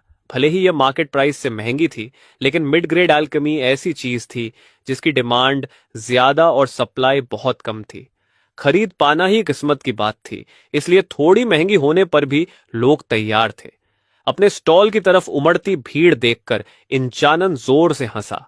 जब से पैन फू आया था, इन परिवार की किस्मत लगातार चमक रही थी। तभी कमांडर हैंग भी मुस्कुराते हुए एक लाल कपड़े से ढकी ट्रे लेकर आगे आया और बोला, सभी लोग, हमारी वैन फैमिली भी एक अच्छी खबर बताना चाहती है। इंचैनन चौंक गया। उसने भौहें सिकोड़कर कहा, यह लड़की कोई चाल चल रही है, सिर्फ मेरी इन फैमिली का मुकाबला करना चाहती है। इसके लिए असली ताकत चाहिए। उसके बोल खत्म भी नहीं हुए थे कि कमांडर हैंग के होंठ हल्के से ऊपर उठे और उसने सीधे कहा, आज से वॉन फैमिली सीमित मात्रा में हाई ग्रेड रिफाइनिंग एसेंस उपलब्ध कराएगी। फिर उसने लाल कपड़ा हटाया और हाई ग्रेड रिफाइनिंग एसेंस की बोतल सबके सामने आ गई। पूरा माहौल धमाके की तरह फट पड़ा। इंचानन समझ ही नहीं पाया कि वॉन परिवार ने एक रात में हाई ग्रेड रिफाइनिंग एसेंस कहां से ला दी। वह सच में डर गया जब उसने देखा कि उसके स्टॉल के सामने खड़े सारे ग्राहक दूसरी तरफ भाग रहे हैं। तो वह जल्दी से चिल्लाया, इतना एक्साइटेड मत होइए। हाई ग्रेड रिफाइनिंग एसेंस की कीमत कम से कम 50,000 सिल्वर टेल्स होती है। क्या आप लोग अफोर्ड कर सकते हैं? यह सुनकर कई लोग रुक गए और शर्मिंदा चेहरे बनाने लगे। सच में इतनी कीमती चीज आम लोग खरीद ही नहीं सकते थे। बेहतर है लो ग्रेड और मिड ग्रेड एसेंस ही खरीदी जाए। लेकिन कमांडर वॉन के होंठ फिर से मुस्कुराहट में उठे और उसने कहा, पुराने और नए ग्राहकों का धन्यवाद करने के लिए वॉन फैमिली घोषणा करती है कि अगले 1 महीने तक हाई ग्रेड रिफाइनिंग एसेंस की कीमत सिर्फ 12,000 सिल्वर टेल्स होगी। उसने यह कीमत बहुत सोच समझकर तय की थी। 10,000 एक्सपर्ट को जाएंगे, 1,000 मटेरियल्स का खर्च था और वॉन फैमिली को सिर्फ 1,000 सिल्वर टेल्स का छोटा सा प्रॉफिट मिलेगा। लेकिन इतना भी इन परिवार को हराने के लिए काफी था। जो भीड़ अभी रुकी थी वह फिर से फट पड़ी और पागलों की तरह वैन फैमिली के स्टॉल की तरफ दौड़ गई। ये अफरा तफरी शाम तक चलती रही। दूसरी तरफ इन चांगसेन अपने स्टॉल पर पड़े लो ग्रेड रिफाइनिंग एसेंस को खून भरी आंखों से घूरता रह गया। ये क्या हो रहा है? क्यों? आखिर क्यों? इनचैन समझ ही नहीं पा रहा था कि वैन परिवार के पास इतनी सस्ती हाई ग्रेड रिफाइनिंग एसेंस अचानक कहां से आ गई। ऐसा लग रहा था जैसे ये सब जानबूझकर इन परिवार को निशाना बनाने के लिए किया गया हो। उसने दांत पीसते हुए धीमी आवाज में कहा, कमांडर वान, चाहे तुम किसी के सहारे खड़े हो, अगर तुम हमारी इन फैमिली को गिराना चाहते हो तो अभी बहुत छोटे हो। मुझे भी उसके पीछे खड़े डाउ प्रोटेक्टर को बुलाना पड़ेगा ताकि वह हमारी इन फैमिली की मदद करे। दूसरी तरफ वान परिवार के अस्थाई तंबू में मैं आराम से चाय की चुस्की लेकर गला तर कर रहा था। सिर्फ एक दिन में मैंने कुल 50 बोतल हाई ग्रेड रिफाइनिंग एसेंस और 10 बोतल एक्सीलेंट ग्रेड रिफाइनिंग एसेंस बना ली थी। एक्सीलेंट ग्रेड एसेंस मैंने खुद के लिए रख ली और हाई ग्रेड एसेंस वॉन परिवार को 5 लाख सिल्वर टेल्स में बेच दी। तभी कमांडर हैंग लड़खड़ाते हुए बैंक नोट्स हाथ में लिए अंदर आया। उसके शरीर से हल्की खुशबू आ रही थी। उसने सम्मान से कहा, सीनियर, ये आपके 5 लाख सिल्वर टेल्स के बैंक नोट्स हैं। मैं बिना कोई भाव दिखाए उन्हें लेकर अपने कपड़ों में रख लिया और कहा, कल मैं हाई ग्रेड रिफाइनिंग एसेंस का एक और बैच बनाऊंगा। बस सिल्वर और मटेरियल्स तैयार रखना। इतना कहकर मैं जाने के लिए उठा। तभी कमांडर हैंग ने जल्दी से कहा, सीनियर, कृपया रुकिए। उसकी आंखों में समझदारी की चमक थी। हाई ग्रेड रिफाइनिंग एसेंस इन परिवार के आधे साम्राज्य को गिराने के लिए काफी है, लेकिन उनके पास अभी भी लो ग्रेड एसेंस है, इसलिए वे पूरी तरह खत्म नहीं होंगे। मैंने थोड़ा सोचा और उसकी बात समझ गया। आखिर हाई ग्रेड एसेंस सिर्फ कुछ ही वॉरियर्स खरीद सकते थे। ज्यादातर लोग अभी भी लो ग्रेड एसेंस ही खरीदते थे। इन परिवार लूसन को सपोर्ट करने के लिए हमें दबाने में कोई कसर नहीं छोड़ रहा था। इसका हिसाब तो मुझे बराबर करना ही था। कमांडर हैंग ने सावधानी से पूछा, सीनियर, क्या आप कुछ लो ग्रेड रिफाइनिंग एसेंस भी बना सकते हैं? मैं कुछ देर चुप रहा। ऐसा नहीं था कि मैं लो ग्रेड एसेंस नहीं बना सकता था, लेकिन उसकी डिमांड बहुत ज्यादा थी। अगर मैं दिन रात भी रिफाइन करता तब भी मार्केट की डिमांड पूरी नहीं होती। मेरी सबसे बड़ी प्रायोरिटी कल्टीवेशन थी। सिर्फ इन परिवार से निपटने के लिए इतना समय बर्बाद करना सही नहीं था। तभी कमांडर हैंग ने पूछा, सीनियर, अगर कुछ रिफाइनिंग अप्रेंटिसेस तैयार किए जाए तो कैसा रहेगा? मैं अचानक सोच में पड़ गया। माफ करना, मैं यही सोच रहा था कि क्या कुछ रिफाइनिंग अप्रेंटिसेस तैयार किए जाएं जो सिर्फ लो ग्रेड एसेंस बनाए। लेकिन यह काम बहुत मुश्किल है। सही लोगों का चुनाव भी बड़ी समस्या है। जब समय मिलेगा तब इस बारे में विस्तार से बात करेंगे। मैंने आसमान की तरफ देखा, फिर उठकर वहां से निकल गया। कमांडर हैंग अंदर से बहुत उत्साहित था। आखिर इंचानन सिर्फ अपने फैमिली ट्रेजर्स की मदद से रिफाइनिंग अप्रेंटिस के स्तर तक पहुंचा था। अगर वान परिवार के पास खुद के रिफाइनिंग अप्रेंटिसेस हो जाएं, तो उन्हें भविष्य में कभी चिंता नहीं करनी पड़ेगी। उसने मन ही मन सोचा, जब वह कल मेरी मैंशन आएगा, मैं उसका असली चेहरा जरूर देखूंगा।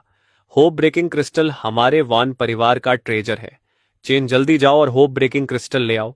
वह किसी भी डिस्गाइज को देख सकता है। मैं उस रिफाइनर का असली चेहरा देखना चाहती हूँ। एग्जीबिशन छोड़ने के बाद मैं सीधे हाई एंड रेजिडेंस नहीं गया, बल्कि सिटी लॉर्ड मैंशन के पास पहुंचा। मैंने वह टोकन निकाला जो मुझे स्पाइरल हैप्पीनेस पैलेस के लोगों की लाश से मिला था।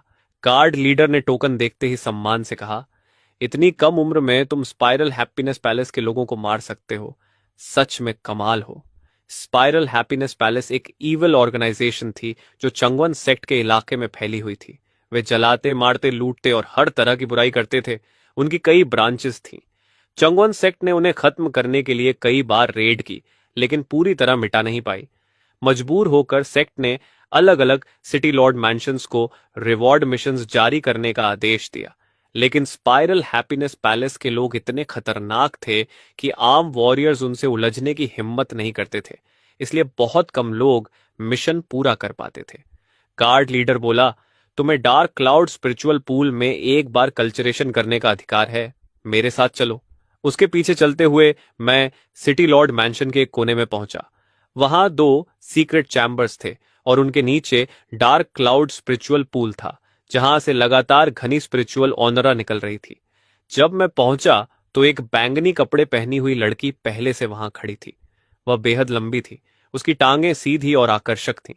पीछे किसी की आहट सुनकर उसने मुड़कर मुझे देखा और ठंडी आवाज में कहा, 4th लेवल की पीक पर पहुंचने के बाद तुम बहुत देर से आए हो।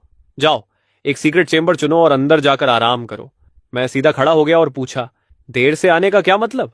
गार्ड लीडर ने आह भरते हुए कहा, तो तुम पहले से 4th लेवल पीक पर हो। सच में देर हो गई। डार्क क्लाउड स्पिरिचुअल पूल 3 साल से खुला हुआ है और बहुत सारे वॉरियर्स इसका इस्तेमाल कर चुके हैं। अब इसमें स्पिरिचुअल ऑरा पहले जैसी नहीं रही। अगर तुम 4th लेवल तोड़ना चाहते हो तो तुम्हारे स्पिरिचुअल रूट्स बेहद अच्छे होने चाहिए या तुम्हारे पास हाई लेवल मेंटल टेक्निक होनी चाहिए। उसने मेरे कपड़ों को देखा। मैं किसी बड़े परिवार का नहीं लग रहा था। उसने मन ही मन सोचा कि मेरे पास शायद कोई अच्छी मेंटल टेक्निक नहीं होगी। उसने धीरे से कहा, खैर, तुम आ ही गए हो तो अंदर जाकर कोशिश कर लो। तुम्हें सिर्फ 1 घंटा कल्टीवेशन का समय मिलेगा, जल्दी करो। मैंने सिर हिलाया और दूसरी सीक्रेट चेंबर में चला गया। थोड़ी देर बाद एक प्रभावशाली मिडिल एज्ड आदमी तेजी से वहां पहुंचा। यह लॉक्शन सिटी का नंबर 1 एक्सपर्ट था, वही जो डिटेक्शन टावर में दिखाई दिया था, सिटी लॉर्ड येगन। गार्ड लीडर ने सम्मान से कहा, सिटी लॉर्ड, मिस हादू अंदर जा चुकी हैं। वह अभी कल्टीवेशन कर रही हैं। येगन ने राहत की सांस ली। वह चंगवान सेक्ट मास्टर की बेटी है। हम उसके साथ लापरवाही नहीं कर सकते। यहीं इंतजार करो। जैसे ही मिस हाडू अपनी कल्टीवेशन से बाहर आए, मुझे तुरंत खबर देना। तभी येगेन की नजर दूसरी सीक्रेट चैम्बर पर पड़ी। उसने भौहें सिकोड़कर पूछा, अंदर कौन है? गार्ड लीडर ने जवाब दिया, ये एक अनजान युवा है जिसने ब्लड बेली पैलेस के लोगों को मारा है। यह सुनकर यजीफेन नाराज होकर बोला, तुम उसे मिस हार्डू की कल्चरेशन खत्म होने तक बाहर इंतजार नहीं करवा सकते थे? गार्ड लीडर हिचकिचाते हुए बोला, तो क्या मैं उसे अभी बाहर बुला दूं? इजीफेन ने पास पास बनी दोनों सीक्रेट चेंबर्स को देखा, फिर थोड़ा सोचकर बोला, छोड़ो, एक अनजान लड़का है, उसकी कल्टीवेशन भी ज्यादा नहीं है, वह मिस हार्डू की कल्टीवेशन पर कोई असर नहीं डालेगा। दूसरी तरफ सीक्रेट चैम्बर के अंदर मैं पूरी तरह कल्टीवेशन में डूब चुका था। मेरी पारदर्शी स्पिरिचुअल रूट्स किसी विशाल पेड़ की जड़ों की तरह, पागलों की तरह आसपास की स्पिरिचुअल ऑरा को निगल रही थी। उसी समय मेरी high level technique clear wind true सूत्रा भी चल रही थी, जो स्पिरिचुअल रूट्स की अब्सॉर्प्शन स्पीड और बढ़ा रही थी। दोनों मिलकर एक साथ ऑरा को खींच रहे थे। बगल वाले कमरे में बैंगनी कपड़े पहनी हुई लड़की अचानक मेडिटेशन से जाग गई। उसने ऑरा के फ्लो को महसूस किया और उसके ठंडे चेहरे पर शक उभरा। यह क्या हो रहा है? मैं अपनी सेक्ट की हाईएस्ट मेंटल टेक्निक कल्टीवेट करती हूं और मेरी स्पिरिचुअल रूट्स भी रेयर क्वालिटी की हैं। ऐसी हालत में ऑरा मेरी तरफ आना चाहिए था। उसने फिर से अपनी टेक्निक चलाई और ऑरा वापस खींचने की कोशिश की, लेकिन उसकी चेंबर की ऑरा वापस आने के बजाय और तेजी से मेरी तरफ बहने लगी। उसके चेहरे पर घबराहट आ गई। क्या दूसरी तरफ वाले की स्पिरिचुअल रूट्स मुझसे कहीं ज्यादा मजबूत हैं? आखिर उसने कल्टीवेशन रोक दी, क्योंकि वैसे भी यहां की ऑरा अब उसके लिए ज्यादा काम की नहीं थी। वह बाहर आई और दरवाजे की दरार से मेरी चैम्बर की हालत महसूस करने लगी। उसकी सेंसेस में ऐसा लगा जैसे अंदर कोई ब्लैक होल हो जो सारी स्पिरिचुअल ऑनरा निगल रहा हो। मेरी स्पिरिचुअल एनर्जी खींचने की स्पीड देखकर वह हिल गई। उसके दिमाग में अचानक एक नाम चमका। क्या यह वही लेजेंडरी स्पिरिचुअल लिकर टैलेंट है जिसे मिस्टर एल ने डिटेक्ट किया था? उसने स्टोन डोर को घूरा। उसकी आंखों में चैलेंज साफ दिख रहा था। वह अपने पिता से छुपकर सिर्फ इसलिए निकली थी ताकि अपनी आंखों से देख सके कि दुनिया को हिला देने वाला यह स्पिरिचुअल लिकर टैलेंट आखिर कितना खास है। तभी सीक्रेट चेंबर के अंदर से एक भारी आवाज आई और 5th लेवल रिफाइनमेंट की ओरा बाहर फैल गई। गार्ड लीडर की आंखें फैल गईं। उसने शौक में कहा, इसने ब्रेक थ्रू कर लिया। यहां की स्पिरिचुअल एनर्जी तो मुश्किल से किसी लो लेवल कल्टीवेटर के लिए काफी है, फिर भी यह सफल हो गया। पर्पल ड्रेस वाली लड़की के ठंडे चेहरे पर भी हल्की खुशी आई और उसने मुट्ठियां भींच लीं। जैसा सोचा था, यह सच में आम लोगों से अलग है। अगर कोई सामान्य कल्टीवेटर 4th लेवल पीक पर होता तो इतनी कम स्पिरिचुअल एनर्जी में ब्रेक थ्रू करना नामुमकिन था। लेकिन मेरी टैलेंट और टेक्निक्स के साथ मैं भी मुश्किल से यह कर सकती हूं। लगता है स्पिरिचुअल लिकर टैलेंट मुझसे बहुत ज्यादा मजबूत नहीं है। लेकिन एक कप चाय जितना समय बीतते ही सीक्रेट चैम्बर से फिर आवाज आई। 6th लेवल रिफाइनमेंट की शक्तिशाली लहर बाहर निकली और जमीन की धूल उड़ गई। अब उस लड़की के चेहरे की मुस्कान गायब हो गई। एक कप चाय के समय में 5th से 6th लेवल, मैं अपनी पूरी ताकत लगाकर भी ऐसा नहीं कर सकती। उसके होंठों पर कड़वाहट आ गई। क्या स्पिरिचुअल लिकर टैलेंट और मेरे टैलेंट के बीच इतना बड़ा फर्क है? फिर भी उसके दिल में आखिरी उम्मीद बची थी। उसने खुद को समझाया कि 6th लेवल से 7th लेवल एक गहरी खाई जैसा अंतर होता है। उसे खुद वहां पहुंचने में पूरे 10 दिन लगे थे। समय धीरे धीरे बीतता गया और अंदर से कोई आवाज नहीं आई, जिससे उसे लगा शायद उसकी बात सही थी। लेकिन अचानक सीक्रेट चेंबर से पहले से भी ज्यादा ताकतवर हवा का झोंका निकला। गार्ड लीडर लगभग गिर पड़ा और शौक में चिल्लाया, 7th लेवल रिफाइनमेंट! सिर्फ 1 घंटे में 4th लेवल पीक से सीधे 7th लेवल रिफाइनमेंट! अब पर्पल ड्रेस वाली लड़की का ठंडा चेहरा पूरी तरह टूट गया। उसकी आंखें शौक से भर गईं। उसने अविश्वास में बड़बड़ाया, असंभव! स्पिरिचुअल लिकर टैलेंट और मेरा टैलेंट सिर्फ 2 रैंक्स दूर हैं, फिर इतना बड़ा अंतर कैसे हो सकता है? यह उसके लिए बहुत बड़ा झटका था। उसका दिल लगभग टूट गया। जिस टैलेंट पर उसे इतना गर्व था, वह मेरे स्पिरिचुअल लिकर टैलेंट के सामने कुछ भी नहीं निकला। मैं पूरे शरीर पर पसीना लिए सीक्रेट चेंबर से बाहर आया। जब मैंने देखा कि वह लड़की बाहर खड़ी है, तो मुझे समझ आ गया कि मेरी कल्टीवेशन ने उसे डिस्टर्ब किया होगा। मैंने तुरंत हाथ जोड़कर कहा, मिस, माफ कीजिए, मैंने आपको परेशान किया। लड़की ने मुझे जटिल भावों से देखा, अपने दांत भींचे और कहा, मेरा नाम लीनन है, इसे याद रखना। जब तुम मेरे लेवल तक पहुंच जाओगे, मैं तुमसे एक निर्णायक लड़ाई चाहती हूं। इतना कहकर उसने अपनी कमर से लटक रहा एक पर्पल टोकन निकाला और मेरी तरफ फेंक दिया। इसे रख लो। अगर कभी तुम्हारी जान खतरे में हो तो इसे निकाल लेना, लेकिन बेहतर होगा कि तुम मरना मत। इतना कहकर वह मुड़ी और चली गई, मुझे वहीं पूरी तरह कंफ्यूज छोड़कर। मैंने सिर खुजलाया। मैंने इसे कब नाराज कर दिया? अचानक मुझसे डिसाइसिव बैटल क्यों चाहती है? और टोकन भी दे गई। मैं उलझन में बाहर निकल गया। दूसरी तरफ लीनन लक्ष्यन सिटी छोड़कर एक सफेद क्रेन पर उड़ रही थी। कुछ ही देर बाद उसके ऊपर अचानक काले बादल छा गए। उसने ऊपर देखा तो एक विशाल नीला ईगल उड़ रहा था, जिसके ऊपर सफेद रोब पहने एक मिडिल एज्ड आदमी हाथ पीछे बांधे खड़ा था। उसके शरीर से निकल रही पावरफुल ऑरा ने आसपास की तेज हवाओं को पूरी तरह दबा दिया था। उसे देखते ही लीनन शौक में आ गई और तुरंत घुटनों पर बैठकर बोली, चान सेक्ट की डिसाइपल लीनन तियांजी पैविलियन के वाइस डायरेक्टर चेन को प्रणाम करती है। उसके सामने खड़ा व्यक्ति टियांजी पैविलियन के 4 वाइस डायरेक्टर्स में से एक था, चेनेंडो। साफ था कि वही लुसेन को लेने आया था। चेनेंडो ने ठंडी आवाज में कहा, तुम्हारे पिता तुम्हें हर जगह ढूंढ रहे हैं, तो तुम यहां निकली थी? चेन चेंडाओ मुस्कुराया। वह और चानगुआन सेक्ट मास्टर एक ही गुरु के शिष्य थे और उनका रिश्ता बहुत गहरा था। जब लुसेन को खबर मिली कि उसकी बेटी घर से भाग गई है तो उसने चेन चेन डाओ से कहा था कि अगर उसका कोई सुराग मिले तो ध्यान रखे। चेन चेन डाओ ने नीचे लक्सियन सिटी की तरफ देखा और तुरंत समझ गया कि लियू किंग सियान यहां क्यों आई थी। वह उत्सुक होकर पूछ बैठा, तो क्या तुम उस स्पिरिचुअल लिकर टैलेंट से मिली? कैसा था वो? यह सवाल सुनते ही लियू किंग सियन की आंखें हल्की लाल हो गईं। उसने बेहद दुखी स्वर में कहा, वो बहुत ज्यादा अनफेयर है। चेन चेन डाओ हैरान रह गया। उसकी यादों में लियू किंग सियान ऐसी लड़की थी जो किसी के सामने झुकती नहीं थी और हमेशा जीतना चाहती थी। उसे रोने जैसी हालत में देख वह सच में चौंक गया। उसने तुम्हारे साथ क्या किया, बताओ? चेन चेन डाओ मजे से कहानी सुनने वाले मूड में था, लेकिन जैसे जैसे लियू किंग सियान ने सब बताया उसके चेहरे की मुस्कान गायब हो गई। यह नामुमकिन है। क्या तुम्हें यकीन है कि तुम्हारी सेंसिंग गलत नहीं थी? लियू किंग सियान ने दांत भींचकर कहा, 1 घंटे में 4th लेवल रिफाइनमेंट पीक से सीधे 7th लेवल रिफाइनमेंट तक। मैं खुद 8 ग्रेड स्पिरिचुअल रूट हूं, 9 ग्रेड से बस 1 कदम दूर, लेकिन मेरी कल्टीवेशन स्पीड उसकी आधी भी नहीं है। चेन चेन दाओ के शॉक्ड चेहरे को देखकर लियू किंग सियन का मूड थोड़ा अच्छा हो गया। देखा, सिर्फ मैं ही नहीं टूटी हूं। अब आप खुद जाकर उसे चेक कर लीजिए। वैसे भी मैंने उसे इंजन ऑर्डर दे दी है, पहचानना आसान होगा। ठीक है, मैं चलती हूं। यह कहकर वह सफेद क्रेन पर बैठी मछुआरों का गाना गुनगुनाते हुए उड़ गई और चेन चेन डाओ को वहीं शॉक्ड छोड़ गई। उसने मन ही मन सोचा, क्या 9 ग्रेड और 8 ग्रेड के बीच का फर्क सच में इतना बड़ा हो सकता है? मुझे खुद देखना होगा। जब मैं हायन मैंशन वापस लौटा तो देखा कि सर्वेंट्स फूलों के गमले सजा रहे थे, मेज कुर्सियां साफ कर रहे थे।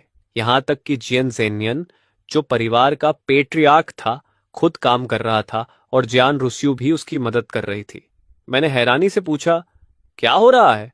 मुझे देखते ही हियान जेनियान ने नाराज होकर कहा, वहां खड़े क्या हो, जल्दी आकर मदद करो। जियान रूसवे ने मुझे एक कपड़ा पकड़ा दिया। सिटी लॉर्ड ने अभी खबर भेजी है कि तियानजी पैविलियन के बड़े लोग आ रहे हैं। तभी जियान लूसन हाथ पीछे बांधे हुए घमंडी अंदाज में बाहर आया। फान चेन, वहां क्या खड़ा है? जल्दी मेरे लिए काम कर। अगर मेरे काम खराब किए तो तुम्हारे 10 सिर भी कम पड़ेंगे। मैंने दिया हुआ कपड़ा जमीन पर फेंक दिया और अपनी कलम उठाकर लिखा, तुम्हारे काम से मेरा क्या लेना देना? तियानजी पवेलियन के लोग तुम्हें लेने आ रहे हैं, मुझे नहीं। लूसेन तिरस्कार से हंसा। आज वो दिन है जब मैं आसमान छूने वाला हूं। बाहर कितने लोग इस आखिरी मौके पर मुझसे फायदा उठाना चाहते हैं। मेरे पास उनके लिए समय नहीं। और तुम्हें तो मौका मिला है मेरी कुर्सियां साफ करने का, फर्श साफ करने का, फिर भी अप्रिशिएट नहीं कर रहा। बगल में खड़ी चेन यिनफेन भी खुशी से चमक रही थी। सीनियर, इस गूंगे पर ध्यान क्यों देना? तभी इंचानन भी पहुंच गया। उसने हाथ जोड़कर मुस्कुराते हुए कहा, यंग मास्टर जान, मेरे पिता ने आपको बधाई भेजी है। यह छोटा सा गिफ्ट है, सम्मान के तौर पर। उम्मीद है भविष्य में यंग मास्टर जियान हमारी इन फैमिली की मदद करेंगे।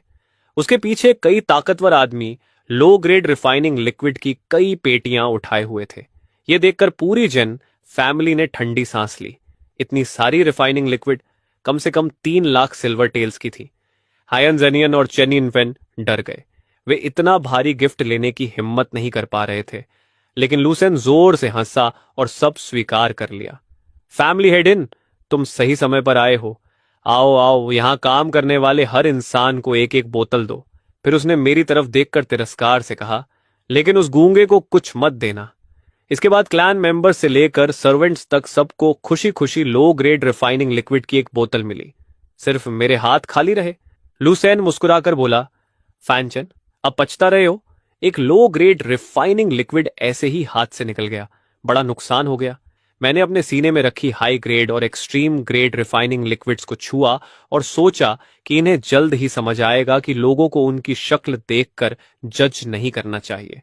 फिर मैंने कलम उठाकर शांति से लिखा, अगर मैं तुम्हारी जगह होता तो तियानजी पवेलियन में ऑफिशियली दाखिल होने से पहले ये गिफ्ट कभी स्वीकार नहीं करता।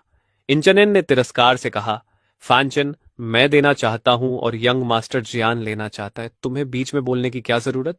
मैंने इंचैन को देखा, हल्की हंसी के साथ लिखा, मुझे बस डर है कि फैमिली हेड इन बाद में दोनों तरफ से नुकसान उठाकर बहुत पछताएगा।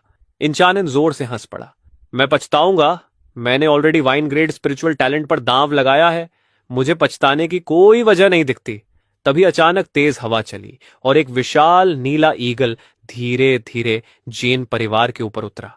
उसके ऊपर खड़ा आदमी इतनी भयानक ऑरा छोड़ रहा था कि सबकी सांसें अटक गईं। वह हवा में खड़ा हो गया। लूसेन ने उत्साह से कांपते हुए फैनचन की तरफ देखा और कहा, फैनचन, मेरा ग्लोरी मोमेंट आ गया है। ध्यान से देखो कैसे मैं कार्प की तरह ड्रैगन गेट पार करके 9 हेवंस का असली ड्रैगन बनता हूं। चेन जनगाओ के आने पर हियन जनियांग, लुसेन और पूरा जियान परिवार घर के बाहर घुटनों पर बैठकर उसका स्वागत करने लगा। सभी लोग शॉक्ड थे। उन्हें लगा था कि कोई साधारण डीकन आएगा, लेकिन कौन सोच सकता था कि खुद टियंजी पैविलियन का वाइस चीफ आएगा। इससे सब और भी ज्यादा डर और सम्मान से भर गए। यह साफ था कि Tianji pavilion wine great spiritual talent को उम्मीद से कहीं ज्यादा महत्व देता है। चेन चनेदाओ ने बेसब्री से पूछा, तुम लोगों में वाइन ग्रेट स्पिरिचुअल टैलेंट कौन है? 1 घंटे में लगातार 3 लेवल्स तोड़ने वाली बात उसके दिमाग में घूम रही थी। सबकी नजरें तुरंत लूसेन पर टिक गई। लूसेन गर्व से मुस्कुराया, आगे बढ़ा और सम्मान से झुक गया। यह युवा लूसेन वाइस पवेलियन मास्टर चेन को प्रणाम करता है। यह सुनते ही चेन चनेदाओ तुरंत आगे बढ़ा और उसे खुद उठाया। वह बार बार सिर हिलाकर उसकी तारीफ करने लगा। बुरा नहीं, बिल्कुल बुरा नहीं। सच में एक प्रॉमिसिंग युवा हो। लूसेन खुश होकर अंदर ही अंदर फूल गया। उसने कभी नहीं सोचा था कि वाइस पवेलियन मास्टर चेन उसके साथ इतना अच्छा व्यवहार करेगा, जिससे वह थोड़ा नर्वस भी हो गया। चेन चनेदाओ मुस्कुराया और लूसेन का हाथ पकड़कर बोला, नर्वस मत हो। अगर ध्यान से सोचो तो हम लगभग एक ही इलाके के हैं। 30 साल पहले मेरा जन्म पास के बिलियो सिटी में हुआ था। जब मेरा 8th grade spiritual talent detect हुआ था, तब मैंने भी टीएनजी पवेलियन को हिला दिया था। और अब 30 साल बाद तुम्हारा 9th ग्रेड स्पिरिचुअल टैलेंट फिर से टियांजी पेविलियन को शॉक दे रहा है। यह हमारी किस्मत है। यह सुनते ही सबको समझ आ गया कि चेन चनेदाओ वही लेजेंडरी जीनियस था जिसका कभी 8th grade black spiritual talent detect हुआ था। और अब उसका खुद आगे बढ़कर लूसेन से दोस्ती करना सबके लिए साफ संकेत था कि लूसेन जब टियांजी पवेलियन जाएगा तो उसे चेन चनेदाओ की खास प्रोटेक्शन मिलेगी। इसका मतलब लूसेन का फ्यूचर लगभग लिमिटलेस था। इंचनेन ने उत्साह में मुट्ठियां भींच लीं और खुद से बड़बड़ाया, मैंने कहा था ना, इंचानन कभी गलत फैसला नहीं करता। लूसेन जैसे टैलेंट पर दांव लगाना मेरी जिंदगी का सबसे सही फैसला है। चेन चनेदाओ और लूसेन काफी देर तक बातें करते रहे। जब दोनों थोड़ा फैमिलियर हो गए, तब चेन चनेदाओ ने घुटनों पर बैठे जेन क्लैन की तरफ देखा और अधीरता से कहा, सब लोग उठ जाओ। कनान सबसे पहले उठा और सम्मान से बोला, वाइस पेविलियन मास्टर चेन, कृपया अंदर आइए। इसके बाद सब लोग मेन हॉल में गए। चेन चनेदाओ अकेले मुख्य सीट पर बैठा, जबकि बाकी लोग दोनों तरफ खड़े रहे और जोर से सांस लेने तक की हिम्मत नहीं कर रहे थे। चेन चनेदाओ ने हल्की हंसी के साथ कहा, ल्यूसेन, रास्ते में मैं तुम्हारे 9 ग्रेड स्पिरिचुअल टैलेंट की ताकत के बारे में सुन चुका हूं। यहां तक कि चनुअन सेक्ट की ठंडी स्वभाव वाली यंग मिस भी तुम्हारी वजह से रो पड़ी। लूसेन पूरी तरह कंफ्यूज्ड हो गया। चनुअन सेक्ट की यंग मिस? वो कौन है? चेन चनेदाओ ने आगे कहा, क्या तुम यहां अपने स्पिरिचुअल टैलेंट को चलाकर दिखा सकते हो? 1 घंटे में लगातार 3 लेवल तोड़ना, ऐसी स्पिरिचुअल एनर्जी अब्जॉर्प्शन स्पीड तो मानो कोई विशाल वेल पूरे समुद्र का पानी निगल रही हो। लूसेन ने सिर हिलाया और हॉल के बीचों बीच चला गया। उसे लगा कि टियांजी पवेलियन के लोग उससे उसकी एबिलिटीज दिखाने के लिए जरूर कहेंगे, लेकिन उसे महसूस हुआ कि सिर्फ स्पिरिचुअल टैलेंट चलाना उसकी 9th ग्रेड टैलेंट की असली ग्रेटनेस साबित नहीं करेगा। तभी उसके दिमाग में एक और आइडिया आया। उसने सम्मान से कहा, वाइस पवेलियन मास्टर चेन, क्या इसे एक स्पारिंग मैच में बदला जा सकता है? चेन चनेदाओ ने दिलचस्पी से पूछा, तुम किसके साथ स्पार करना चाहते हो? लूसेन ने मन ही मन ठंडी हंसी हंसी, फिर अपना हाथ उठाकर सीधे फैन चेन की तरफ इशारा किया। उसकी आंखों में तिरस्कार भरा हुआ था। क्या तुम हिम्मत करोगे मेरे साथ फिर से मुकाबला करने की?